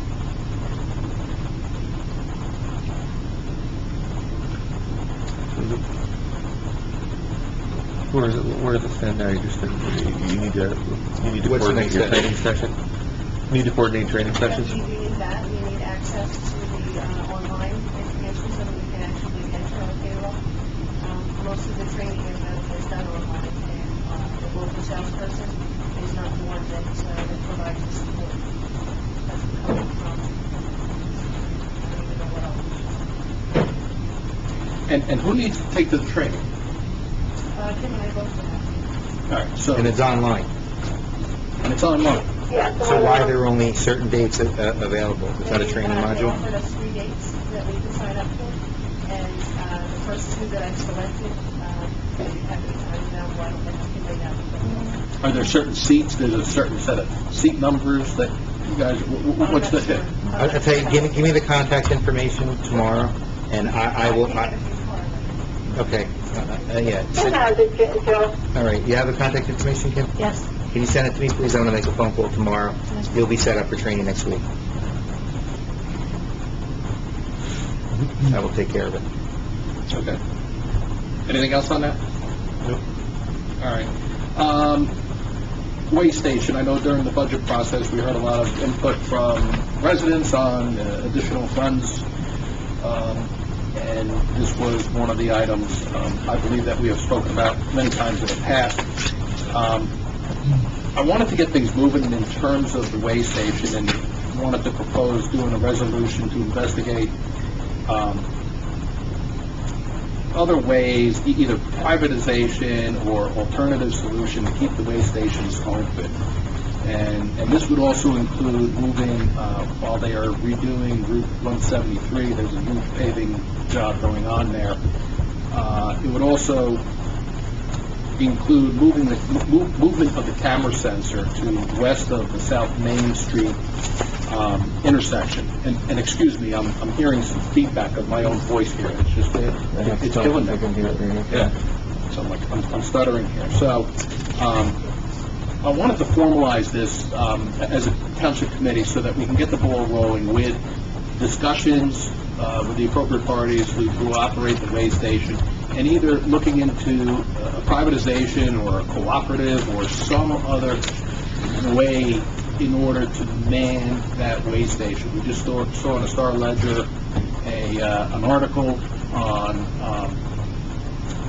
truck accidents and the increase in incidences, and there are high-profile individuals getting hit on the parkway, and all of a sudden, interest is developed around it. And, we have one of the state's most efficient and state-of-the-art facilities here, and it was ironic because my daughter wouldn't take exit 6 because she thought it was closed, because the way station sign is always closed. The girl was in tears over that. She said, they closed the exit. I said, no, that's the way station. So I'd like to have a resolution. We draft a letter up to the DOT. Who's going to prepare the letter? I would have Attorney Tadeo. Way station has nothing to do with DOT. I'm sorry, Governor's Office. Lieutenant Governor and the Attorney General. Why the Attorney General? Because that's who the state troopers report to, and the Attorney General, and the way station has been turned over to the state troopers. Okay. Can I just make a statement? And you just reminded me of something, which, right before that way station, I assume that's our property, just before that way station. Which Right direction? inside, where the billboard is for Honda. Is that our? Is that the one with the lights, the headlamp? The headlights. Yeah, it's not in our township. It's not in our township. I was gonna say. Yeah, you'll skip it off the highway with that. It's like a head-on collision, like you're going to run I into was the... hoping it was, because Why I thought the billboard that is, actually was. That's not, and our sign ordinance prohibits that, so. yeah, I would, Yeah, no. Okay, so, Motion for a resolution for Attorney Tadeo to draft a letter to... Motion to authorize Attorney General. Motion to authorize the president. Resolution. On resolution happening. Speaking of resolution, that's my next topic. Okay, so Jim, you made the motion, and second? I'll second it. Joe? Comment, roll call. Bailey's? Yes. Miliani? Adams? Yes. Laurie? Yes. Cordero? Yes. Okay. And before, Jim, I just want to jump in while you're on the subject of what we were talking about DOT, but it was wrong. The paving of 173, they're parking their trucks on our roads in the development, and They're making a mess. They're making a mess. I have pictures, I'll send them to you. Greenfield Place sign. I'm sorry, Elaine, what was that? Greenfield Place. Greenfield Place sign. Really? On that little side street. I have You know, the one with the little center island? Trucks or they're... No, There's like big piles of stuff in the front of Yes, it. yes, and they're eating up the road. And they're leaving mounds of like gravel in front of these machines, And Jim. has anybody here been notified by it? No. Just residents complaining. Just residents, yeah. Trash, rolling island, Yeah. it's like a garbage area. We need to have that addressed. There was a guy here complaining about a jackhammer at 3 a.m. Do you remember a couple of years ago when 22 was being repaid? Right. Inter-county had that contract. Inter-county came to us and asked for And asked permission. us where they could put their stuff. Right, they handled it, that was the right way to Yeah, handle nobody it. came here Right, for permission they're to move the park in there I by, didn't even know about it. it's that development. They did. No. No, I was gonna say, nobody's, that's the first time I didn't. No, we usually hear everything from Debbie Hurt, no. Authorize the chief to enforce the So, parking. yeah, so No what one tell me to what are we doing, authorize the mic to go? Well, I don't I don't know. Making a mess? Is it you? Is it Frank? What needs, but it needs No, to it's probably cease me, and desist? but just that, I think it's just a question of talking, going around, talking to the board. Yeah, and I- And just say, hey, fellas, We need you to survey it because, I'm getting feedback that they've damaged the roads. So, they need to, I want you to take a And look at the it. curbing on the I can island. do it. So if I leave tomorrow morning and take a drive out, I'll send you. Yeah, I'll send you the Okay, pictures. okay. I have them on my Fine. phone. Okay, So, perfect. all right, so a motion authorizing Engineer Finelli to follow up with DOT regarding their improper storage of their equipment and damage of roadways. Are they done I'll make with that that yet? motion. Second? Finish it up, Tim. Yeah. All in favor? I'll second it. Comment? Roll call. Yes. Miliani? Adams? Yes. Laurie? Yes. Cordero? Yes. I'm also getting phone calls about the noise from that project. I quite frankly, I didn't even know anything about it. So, there was a gentleman We here have on a noise Tuesday night when he was talking to Dave Bretto that there was The a, noise ordinance is... we need to revisit that because this is the We need to third revisit the complaint that noise I've gotten ordinance. this week from Because it everybody. states not a specific time, Not a it specific time. says Good luck a with that. reasonable Yeah. time. But it was like 3 o'clock in the morning. Oh, yeah. I mean, the Oh, guy no, had a everything jackhammer. shuts down at It was 3 in the morning and 9 some o'clock. guy was jackhammering over on near Alden, that section over there behind your house. Right. Oh, yeah. The lights are on, they're in my window. I'm Okay, wide awake. Mike's going to address, we really need to move on. Next. And Maher Mansour, resolution. I need to know where that exists in terms of refund for his stuff. The resolution was passed a couple of meetings ago. We already did that. We already did the resolution for this. Yes, we did. Okay. I need a certified copy, You need a certified copy of, which I have. all right, of the resolution. Okay. So the check is ready. It's on our bill list for, It's on the village center. Check's in front of you. the check is in front of me, In that building, in that... on the bill list that we're going to do No, later on. The check is right there, yep. Oh, okay. It's either physically here or, I don't know, I can't make that decision. Girl Scout, Boy Scout troops, okay, I wanted to make an announcement, the Clean Communities Grant, provides for funding for local communities and, Girl Scouts, Boy Scouts, to do cleanups and whatnot. We have our first check that's going out. Matter of fact, they're going to be doing a cleanup. This is Boy Scout Troop 61. They're going to be doing a cleanup today, this Saturday, between 8 and 11 on Beatties Road. So I just wanted to highlight that. That's coming to us through our Environmental Commission, increasing awareness of the fact that we have this grant program. Girl Scout Troop that Reached out. reached out. Wanting to participate too, and I guess to get access to, some of that, How so, much are you paying them? yeah. It's $500 per, per mile, per person. For cleanup, $500? Yes. Seriously, you take $150 The grant provides for $500. That's for each, what's in the grant? Per mile. Per road mile, Okay, so we could, in other I words, think that's the question, speaking of grants, did we ever do that, grant for, the tonnage? yes. That is in, Patty Hucksta sent it to, DEP. so the answer to that was yes, Elaine. It went to, Patty Hucksta, Phillipsburg. Can we get a copy or notification to the environmental commission? so Mr. Chamberlain has received the grant. Who's that? Joe Davis, NJDEP. Okay, so what's Victor Camberlin asking for, on the tonnage for the county? What's he asking for? He wants a copy of what was submitted. Okay, so can you do that, or how do you do that? Yeah, I just spoke with him. Okay, all right. Yeah. Jim, I want to it's $500 per mile. How many, like, what's the limit for this? How many How much per cleanup? Yeah, per event. Okay, but what's the total funds available? You think they can just clean up 100 miles? Yeah, It's more than one, so in other words, we can reach out to the... Absolutely. More than sufficient funds available for several working. Okay, all right. Yeah. So then, I think the process should be then, when people make inquiry, and it's been coming through the website, I will have their inquiry directed to probably Maggie at the Environmental Commission, right? Yeah, I mean, that's a good starting point. Okay, I mean, all because right. there's a lot of questions, how do we do it, what do we Okay, need, all the right. safety. But I can generally tell them that we have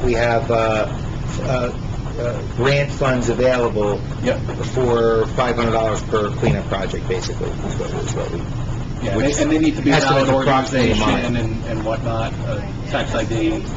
And is this coordinated with the police department so that because they're going to be on the side of a road, how does this work now? Is that the We just disperse the gas, and Okay. so just keep an eye on them, but no one's... Okay. Yeah, All right. the troop themselves, I'm sorry, Chief, the troop themselves have 25 kids, 5 leaders that are going to be there in pickup trucks, I guess, keeping safety in the area. Is there insurance for this, Frank?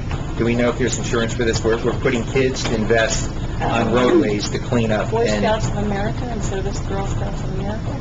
No? are we asking for insurance, approve a deck page where we're a named lost payee while we're doing this? Ask for it. So whoever, yeah, they We should. need to do they should that. provide- And you have enough vests for all these kids at once? But I'm not- But I think we need to, as a condition of them participating, is to have a copy of a deck page showing that we're a lost payee. Okay? Can we ask them to investigate that? Because I've letterhead here for Troop 61 and whatnot. I don't know, is that done through Boy Scouts in general? Is it done through each troop? Boy Scouts, It's through the council. the Boy Scout Council, so the Boy Scout Council has, same way with the Girl Scouts, they have their own insurance policies. What do they do for the juniors that I mean, clean up the... They would have to, but Yeah, but for would a this Scoutmaster, Saturday, would a Scoutmaster know? No, they keep kicking it up to Like it's finance or... Right. Yeah, so I'm... Scoutmaster's gonna have to get They in have touch with contacts their like their area. leaders, In the very least, their right. peers, Absolutely. and then they're gonna have to get a copy.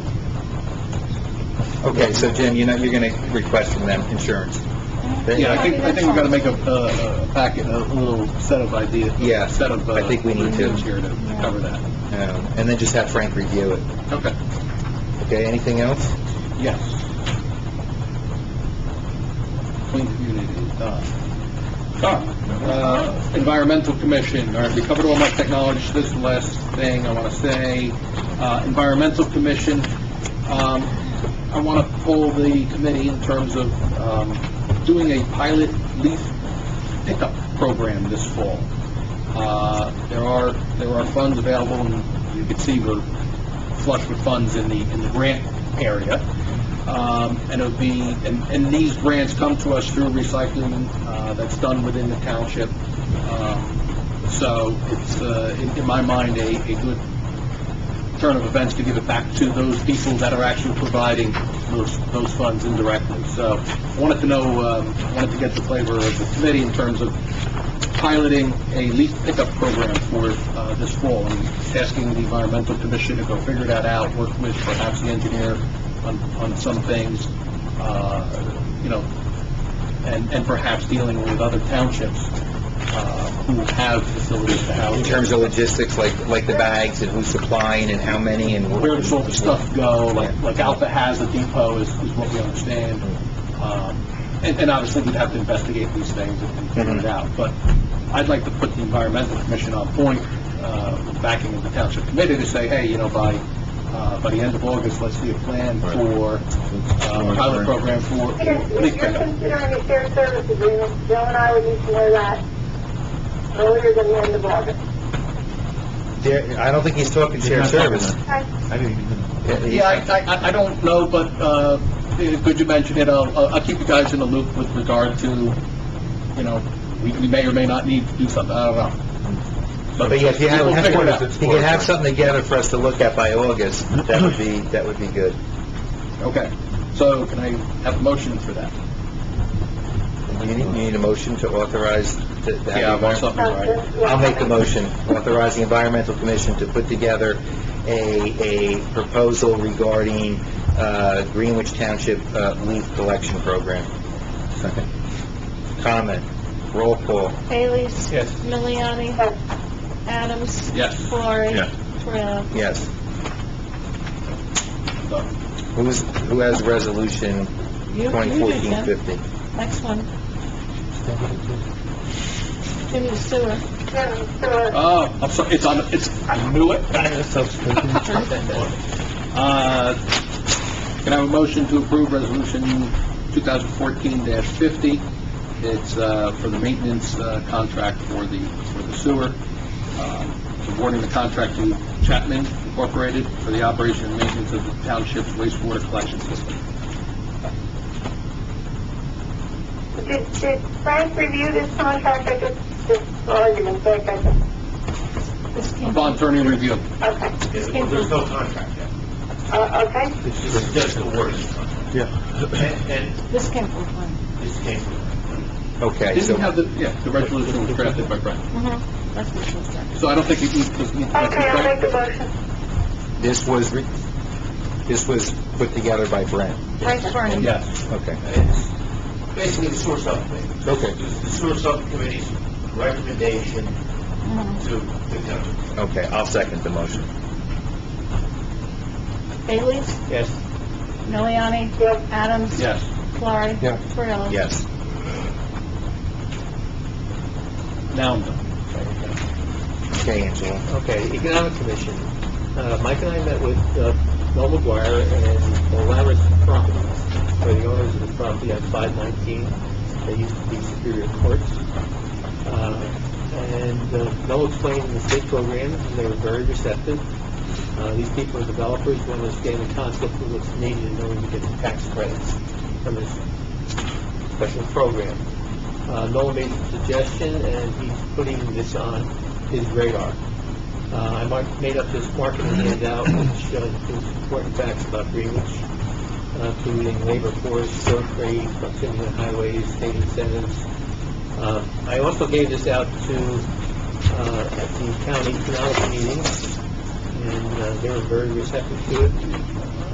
They're going to keep us on their radar with requests. They get a lot of requests in from actually all over the world. They're putting together a form, actually, they have talked about it here, and which is going to go out to all the towns. And basically, some towns may not, want any new businesses, or they may not want certain types of businesses. So they're going to send us something, but they already have this from us, and also I gave them something from Claris Properties so that they can see that that's available. So they already have something from us, so they know that that's available. Yeah, I can't model it out. What I did was I used all the facts from their website. There's a search tool with all the facts from Greenwich Township on there, and there's a lot of other facts on there, which are demographic facts, wages, housing, all kinds of stuff, which I was able to use in research. So, but what this does is basically it's a good handout because it talks about the program, encapsulates it in a short paragraph. I don't know if this would be good for a newsletter, or you want something that would be more... Well, maybe a little introduction, a little introductory comment, and then that would be helpful. I think something better. But on the back, we've got, township clerk, land use secretary, saying, all the people that, to contact, if they want answers. So, this is the start. Nice job, And that's, so this will put us ahead of the pack with the county.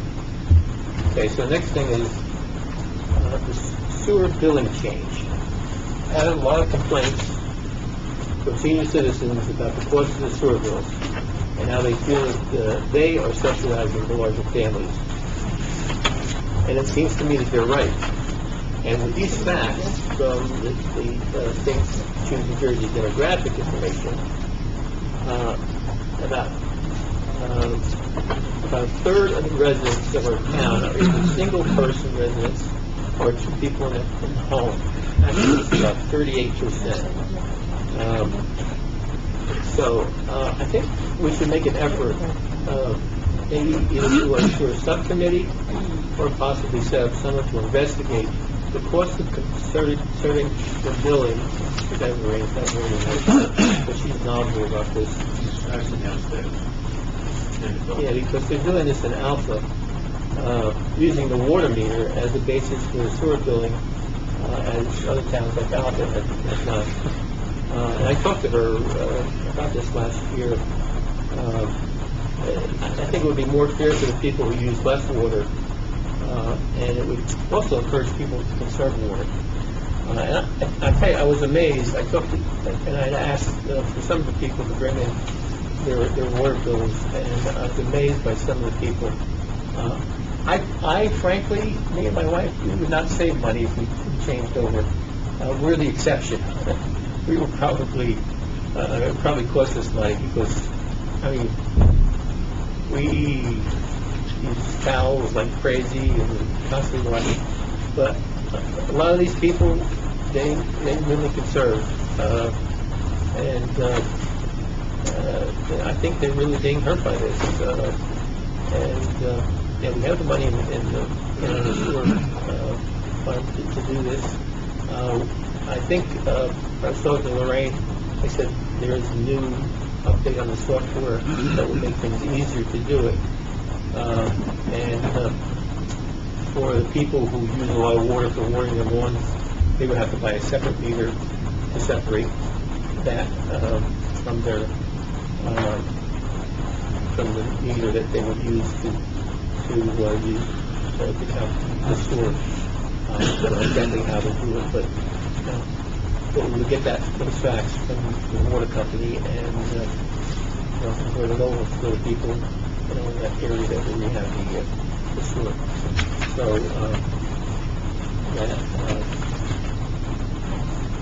what do you think? I mean, what's about it? Yeah, I mean, this issue was addressed last year when you were on the sewer subcommittee with me, and it was, I thought, explained to you clearly by both of our engineers, Joe Pryor and Michael Finelli, that is actually not a preferred way to do it because, well, there's two issues. As Joe says,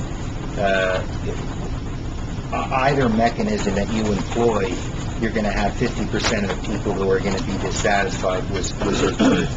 But more to the point, when you suggest that the senior citizens are actually subsidizing, it's actually the opposite is true. Under the mechanism that we employ, it allows us to have larger businesses actually subsidize the residents, and that is a critical component which was missing from your statement, and it was the recommendation of both Michael Finelli and Joe Pryor to leave it alone because the residents are actually enjoying a subsidization from the larger businesses that if we followed your mechanism, we would lose and ultimately, at the end, the residents would be paying more. So there's a reason why we've employed the billing process that we have for exactly the opposite of what you suggested. The residents are actually enjoying a subsidy from the business that we would lose if we change models. Correct, Mike? Very well stated. Very well stated, Joe.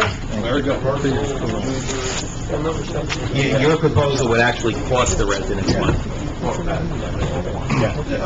The net impact of moving to a metered system would increase people's costs Correct. tremendously. Correct. One other thing, as far as this healthcare thing that was in the paper, I want everyone to know about this. The first time I heard anything about the situation in the paper regarding this healthcare misuse was when I read it in the paper. What are you talking about? The fact that I'm extremely upset. What are you talking about? It was in the paper recently. He's out of Under order. investigation, I can't comment on it. But, I thought we were on sewer bill. no, this is something... He's on a political tangent right now. No, I want everyone to know that I was not informed as to anything that happened. But I want everyone to know that I was not informed as to anything that happened in that situation. All right? But I'd like to quote someone who runs a nationally renowned ethics organization, who I agree with, a fellow by the name of Michael Josephson. An ethical person ought to do more than he's required to do, and less than he's allowed to do. I think that if we live by that statement, we can't go on. And that's all I have to say. Well, I'm going to comment because, while you want to sit here and politicize on here, Angelo, the residents should also know that when you campaigned 2 years ago, and after the election, you met Tom and I over at, what's the name of that place on the other side of Ruby Tuesdays? And at that meeting, you actually admitted to Tom and I that you lied in your campaign to get elected, and that, you felt that you needed to do what you had to do to get elected. So for you to sit here after your stunning admission to us that you had false statements in your campaign literature to get elected, for you to lecture about ethics and truth is shameful, and you've been demagoguing and politicking this issue from the beginning. And while we're making statements for the record, that's mine. So, And I recall during that conversation, which I probably have, that you had asked me and Joe to somehow lose or fabricate paperwork that would exonerate Grace Brennan of... I forgot about that. So, I forgot about that. And that's when I proceeded to step up and leave the conversation, because you asked me to do something that was immoral and unethical. That's right. Thank you. Please, don't preach. Thank you. That is a fact for the residents. You can use it if you want. I really don't have to say anything We can more. play it. Because now the conversation is really going down, down, down. You started it. And you know what? If I say anything more, then I go back into the mud with them, which I'm not going to do. Good. That's what you did. That's what you did, Angela. Right. So, I'm not going to go into the mud. good. Because I'm glad you're sticking to your agenda items. Right. Motion to, now, we put the bills at the end, because we wanted to discuss. After executive? Yeah, after executive. Okay. In there, the Frank has an item Okay. Frank, I'm sorry. Frank, save us some money, Frank. in the DPW contract. Oh, we need to authorize us entering the DPW contract. I heard from the DPW foreman that the contract we sent them in April was acceptable to them, with the minor changes. So we need a motion authorizing me to sign the contract? It's actually, it's you and the committee. Okay. So, can a motion to approve the DPW contract? Can I have a motion? I'll make the motion. Second. Comment? Roll call. Haley's, yes. Miliani, Adams, Yes. Laurie, Yes. Toriello. Yes. Now, the service electric contract. Do you want to talk about this real quick? I reviewed the service electric contract. I guess, Jim, were you talking to these people? the terms are fine, I guess, they don't spell out what the savings would be, at least I didn't see them in here. I saw the prices are in here, but not the, I don't know what the savings or the comparison is. The one, I'm sorry? In compared to existing? Huh? Wish I had the, I wanted it in the packet in terms of the overall savings that this service would provide the township. Part of the email, Yeah, I tried to dig it up, but I can't. yeah. Let's see, so- That's not there. Do you recall what the savings was? The savings is huge compared to what we're doing with Verizon and AT&T. We're getting charged astronomical lines for the line usage for Verizon and AT&T, even if we don't, say if we don't use a certain amount of calls, we're still getting charged. Is this VoIP? So what this is we have Penn Teledata through Service Electric for our internet services here. Service Electric also offers telephone service, through the telephone lines. So we would drop Verizon and we would drop AT&T, and Jeff Jewell has recommended this also. He was the one that put us in contact with that. I spoke with Kelly from Harmony Township, who has Service Electric, this same thing as what we're going through, and they've had no problems with their lines or anything. It's a telephone line. We still keep our same Avaya telephone system that we have here. It's just, we would not use Verizon and AT&T, we would go through Service Electric. What's the The only, savings? I don't know if specifically what the savings would be. The only issue I had is that it's a 36-month contract, and my comment to that would be, I would do it with a year, maybe a 2-year option, so that if the service wasn't up to standard, we have a way out. It's too long. For an additional. I mean, if it works out, then we can do it in the long run, but for short term, That's too 36 long. months is So too do long. you want me to get back in touch with the vendor, and then at our next meeting, have Shorter a shorter contract. contract? What are we looking for? A year and 2 years. I would say, Start with a year. you could do a year and then an option, if they want to do a 2-year option at the same Yeah. price, that's fine. Okay. Correct. Yeah. Just break it up. Yeah, I'd like to have You'll have the cost the savings. cost savings in front of everybody, so- Yes. Great. and that would get us conferencing as well. Yes. Well, no. I don't know about the conferencing. The conferencing, we have something different. We have that set up already. We already have the conference. We have a different vendor. Okay. Very cheap. For this. I'm not worried about conference. Frank, you ran over. We have 3 items on the agenda. Anything else, Frank? Nope. Michael? Melanie, do you have any action items? I do. I'll make this as brief as possible. The signage along Main Street that we've obviously been talking about for some time now. Just this afternoon, and I encouraged and nearly begged the county to give me an answer by today. This afternoon, I got an email, which I forwarded to you folks later today. So you got the same email I got. Bottom line is, got the approval. And put the signage on. Now, some conditions. Did anybody see the email? By the way? I did not. Okay, fine. I was out of pocket. I think I forwarded it to you literally at 4:30, 5 o'clock, 5:30. It was late. Okay. The painted slow 25 miles per hour signage. The way this will work is we will have to pay for its installation and pay for the maintenance, the future maintenance, which will require maintenance. Okay. Signs, obviously the bigger 25 mph slow ahead sign. We will be required to both purchase and install them, but the county will maintain them after that.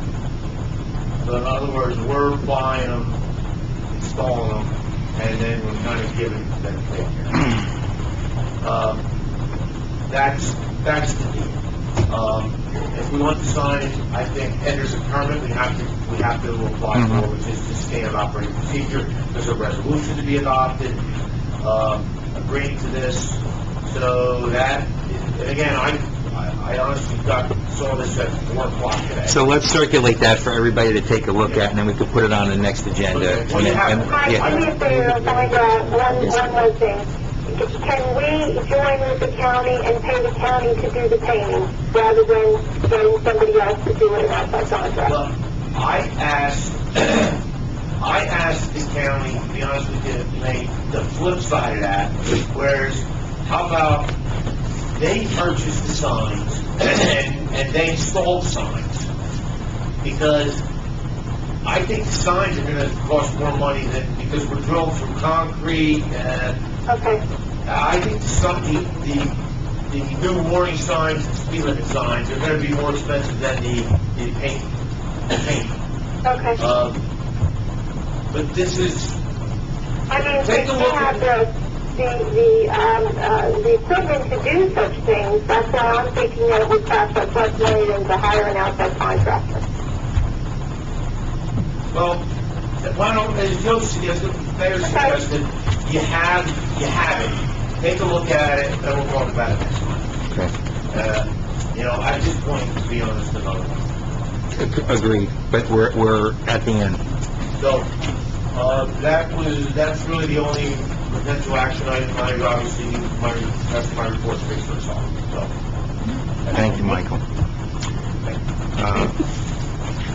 Motion to, should we do a second public comment now? Yeah. A motion to open up second public comment period? I'll make the motion. Second. Roll call, or all those in favor? Aye. Anyone wishing to make public comment, please come up to the podium, state your name and address.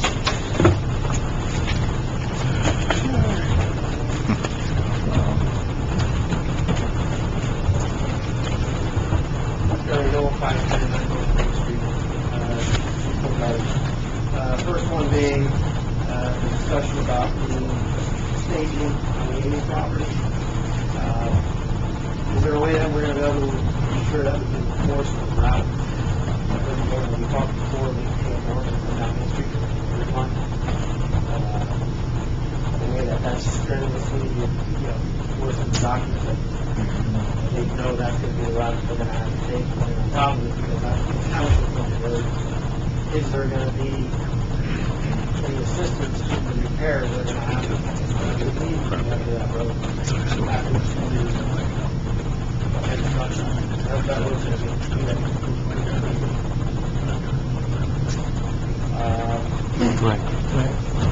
second thing, let's go back maybe 2 years ago. The 275-foot no parking area that was placed between Curtis Cody's house and my house, that could be reapproached and looked at the last 75 feet. We've had some discussion about there being a small bend in the road.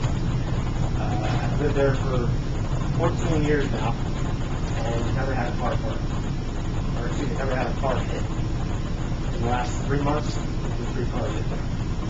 And I think what's happening is that little small bend in the road, just before you get to that no parking area. I think the roadway is just a little bit smaller after it's fixed out. What happens is people it's easier for them to fall off to the right a little bit more. And it's just off the eye how I worked there for so many years and never had a problem, but all of a sudden, my daughter's car was totaled last Saturday. So you're talking about the parked cars along the road? Yeah. Because now they're hit by somebody coming up. Yeah, they're driving down the road because now all of a sudden, they're just, because we have to park so much further away, we're now parked closer to where that bend is. So now they have less reaction time. Like I said, now my daughter's car was totaled about 6 months ago. Then you just drive down the road, unfortunately, she was in the city, but the fact that, all of a sudden, the car get this off.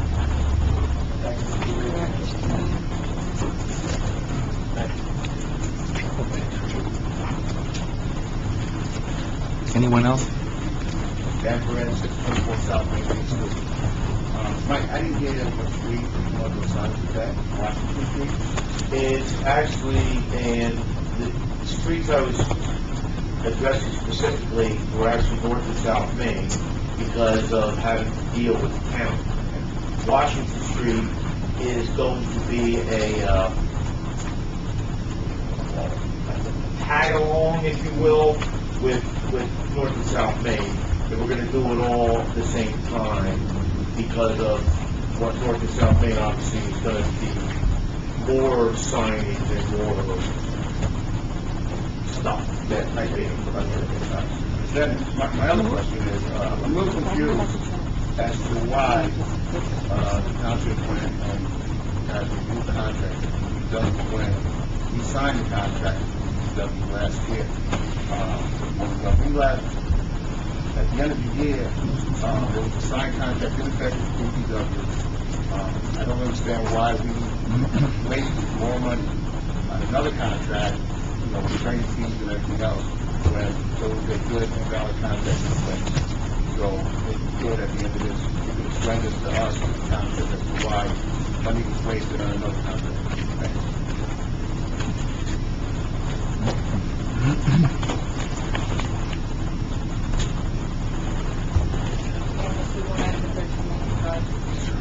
I just wanted to comment on what Mr. Morrison had to say regarding tax collection and the tax assistant who doesn't have the skills and experience to handle the tax collection in a way, and that's why there's differences right now. And I think, if I recall, one of the reasons for making all the changes that were made in 2012 was to improve the process and improve the reconciliation and so forth. So it didn't surprise me what he said this evening, because we had a well-oiled machine in 2012 and it was changed. So it didn't surprise me at all. Anyone else? Seeing no hands, motion to close. I'll make it. I'll second. All in favor? Aye. Now, oh, you know what, let's just deal with the signs on Jackson Road. And this is, I guess, for Frank or Michael. John went to install them, Oh, you know about that, good. and the homeowner chased John away, saying, "You're trespassing on my property." I had a communication with Kim. I wanted to wait until the township meeting so that, the professionals can weigh in. But, to me, my assumption would be that obviously we have the right to install them. We have the right of way, and I didn't want John to be placed in a situation where he's in a confrontation with a homeowner, notwithstanding the fact that the homeowner had no legal basis to say what he did. I don't know, the thoughts in terms of, directing John to complete the task that we as a township committee voted on, and just have him, politely tell the homeowner if they have any issues, they can contact the township. We can have Frank write a letter on behalf, basically explaining he has no legal standing. It's not his property. It's his property, but it's not his property. So, and then just tell John to politely install it if it gets into an issue. And I'm not saying that there was any physical threat, but I'm saying, I'm saying, just to talk it through, if it gets to that, it's not worth it for him to get involved. He could just walk away and just let us know. John did call me after he attempted to install the sign. Explained, he gave me an address, I then got a name. Start Yeah. I saw it on the... And we don't have to say it. Yeah, well, I don't even have it with me, Yeah. to be honest. I don't even know if it's Joan Steck, I don't know who it is. It was a female he talked to, anyway. I saw it on the agenda tonight under your name, so that's why I didn't bring it up, but I figured it would be brought up. I didn't realize you knew about it until I saw it on the agenda. So, that's fine. I would say that's the course of action, and obviously... So the sign wasn't on the sidewalk and street, it was in another area? No, that's exactly where it was. But there are people that think they own to the road, and think they have the rights. Yeah, no. No, I know. All right, so we're in agreement. I'll reach out to John, I'll tell him to go out and install it, to just ignore any comments, just tell him if there's any issues, he could bring it up with the township, and if, things get escalated, he can leave, because it's not worth it. Okay? All right. I have one more thing, if you don't mind, Joe. Sure. it's about 305 Hamilton. Mike, where are we? Oh, 305 Hamilton, thank you, Elaine, as a matter of fact. We are at a point where I've looked at the situation, and I have concluded that if we would like to eliminate that inlet and convert it to a manhole so as to be able to fix that person's driveway, that we could do that with the comfort level that we are not creating any other downstream impacts. That was my fear. Okay.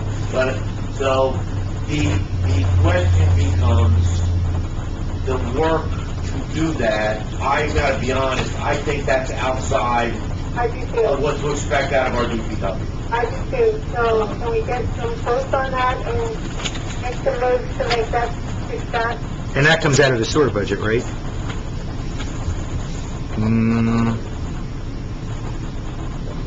There, well, it's definitely gonna be under the bid threshold, but it's gonna be above the quote threshold. Because it's gonna be a few $1,000s, for sure. Maybe. So, all right, I'll get a few quotes, Okay. for next month. Okay. And I'm gonna try, just to save some money. Can you just please reach out to her and tell her what we're thinking? Yeah, I talked to her Oh, a okay, couple good. weeks ago. All right. I mean, it's been a couple weeks now. Yeah, I've been out of the loop. Yeah, no, she's good. Okay, all right. I She's just, fine. I don't want her to think she's forgotten. I'm gonna, just so you guys, everybody knows, I'm gonna try and put this out in the bid, I'll talk about the bid. I'm gonna try and, get quotes by just doing site meetings with contractors as requested, because you don't want us to be developing plans and so on and so forth. Agreed. And I think it's pretty simple what they gotta do, just to meet a contractor out and be able to show me inlets, tell them what we expect, and everybody's bidding on the same thing. So, Agreed. okay. Thanks, Mike. You're welcome. Okay?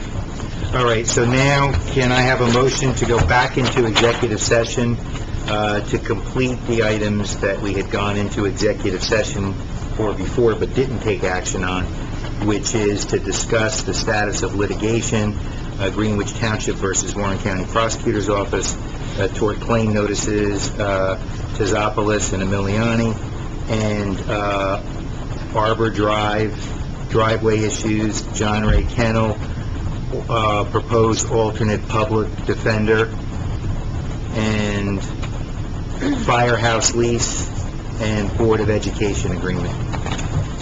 I'll make the motion. Roll call? Haley's? Yes. Emiliani? Yes. Adams? Yes. Valori? Yes. Toriello? Yes. I'll be recusing myself on this one. Thank you. Yeah, what we'll do is we'll hold that first. We'll hold that to the end, and then we'll call you back when we come out. What I want to hear. Okay.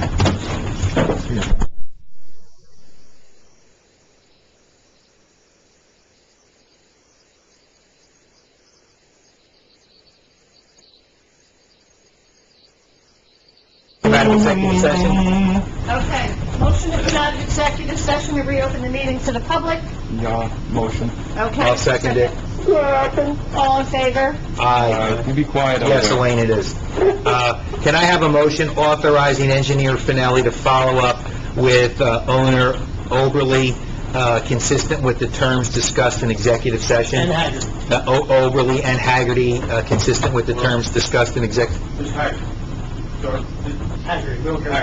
Yeah. Okay, strike that. Can I have a motion authorizing Attorney Finelli to follow up with Haggerty, consistent with the terms discussed in executive session? You demoted him from engineer to attorney. I'll make the motion. Engineer, no. You know what, though? You demoted him. Michael I actually think of him as an attorney, too, because he knows, like, all these legal issues with land use, so... When he was sitting up here, it was like natural, like, Yeah. So, Yeah, Tom, you made the motion? All yeah, I'll second it. right, Tom made the motion, Joe seconded. Roll call. Bailey's? Yes. Emiliani? Adams? Yes. Valori? Yes. Toriello? Yes. And can I have a motion authorize, do we have to authorize the payment of special public defender, $150 per, how do we do that? For 3 sessions. For 3 total of sessions. $450. Total of $450. I'll make that motion. second. Comment, roll call. Bailey's? Miliani? Adams? Valori? Yes. Corialo? Yes. And finally, can I have a motion for the payment of bills in the amount of $796,720.47? I'll make that motion. Second. Comment, roll call. Bailey's? Yes. Miliani? Adams? Yes. Valori? Yes. Corialo? Yes. Can I have a motion to adjourn the meeting? Yes. All those in favor? Aye. Aye. So adjourned. You've got to sign just these last two, and I think that pile next.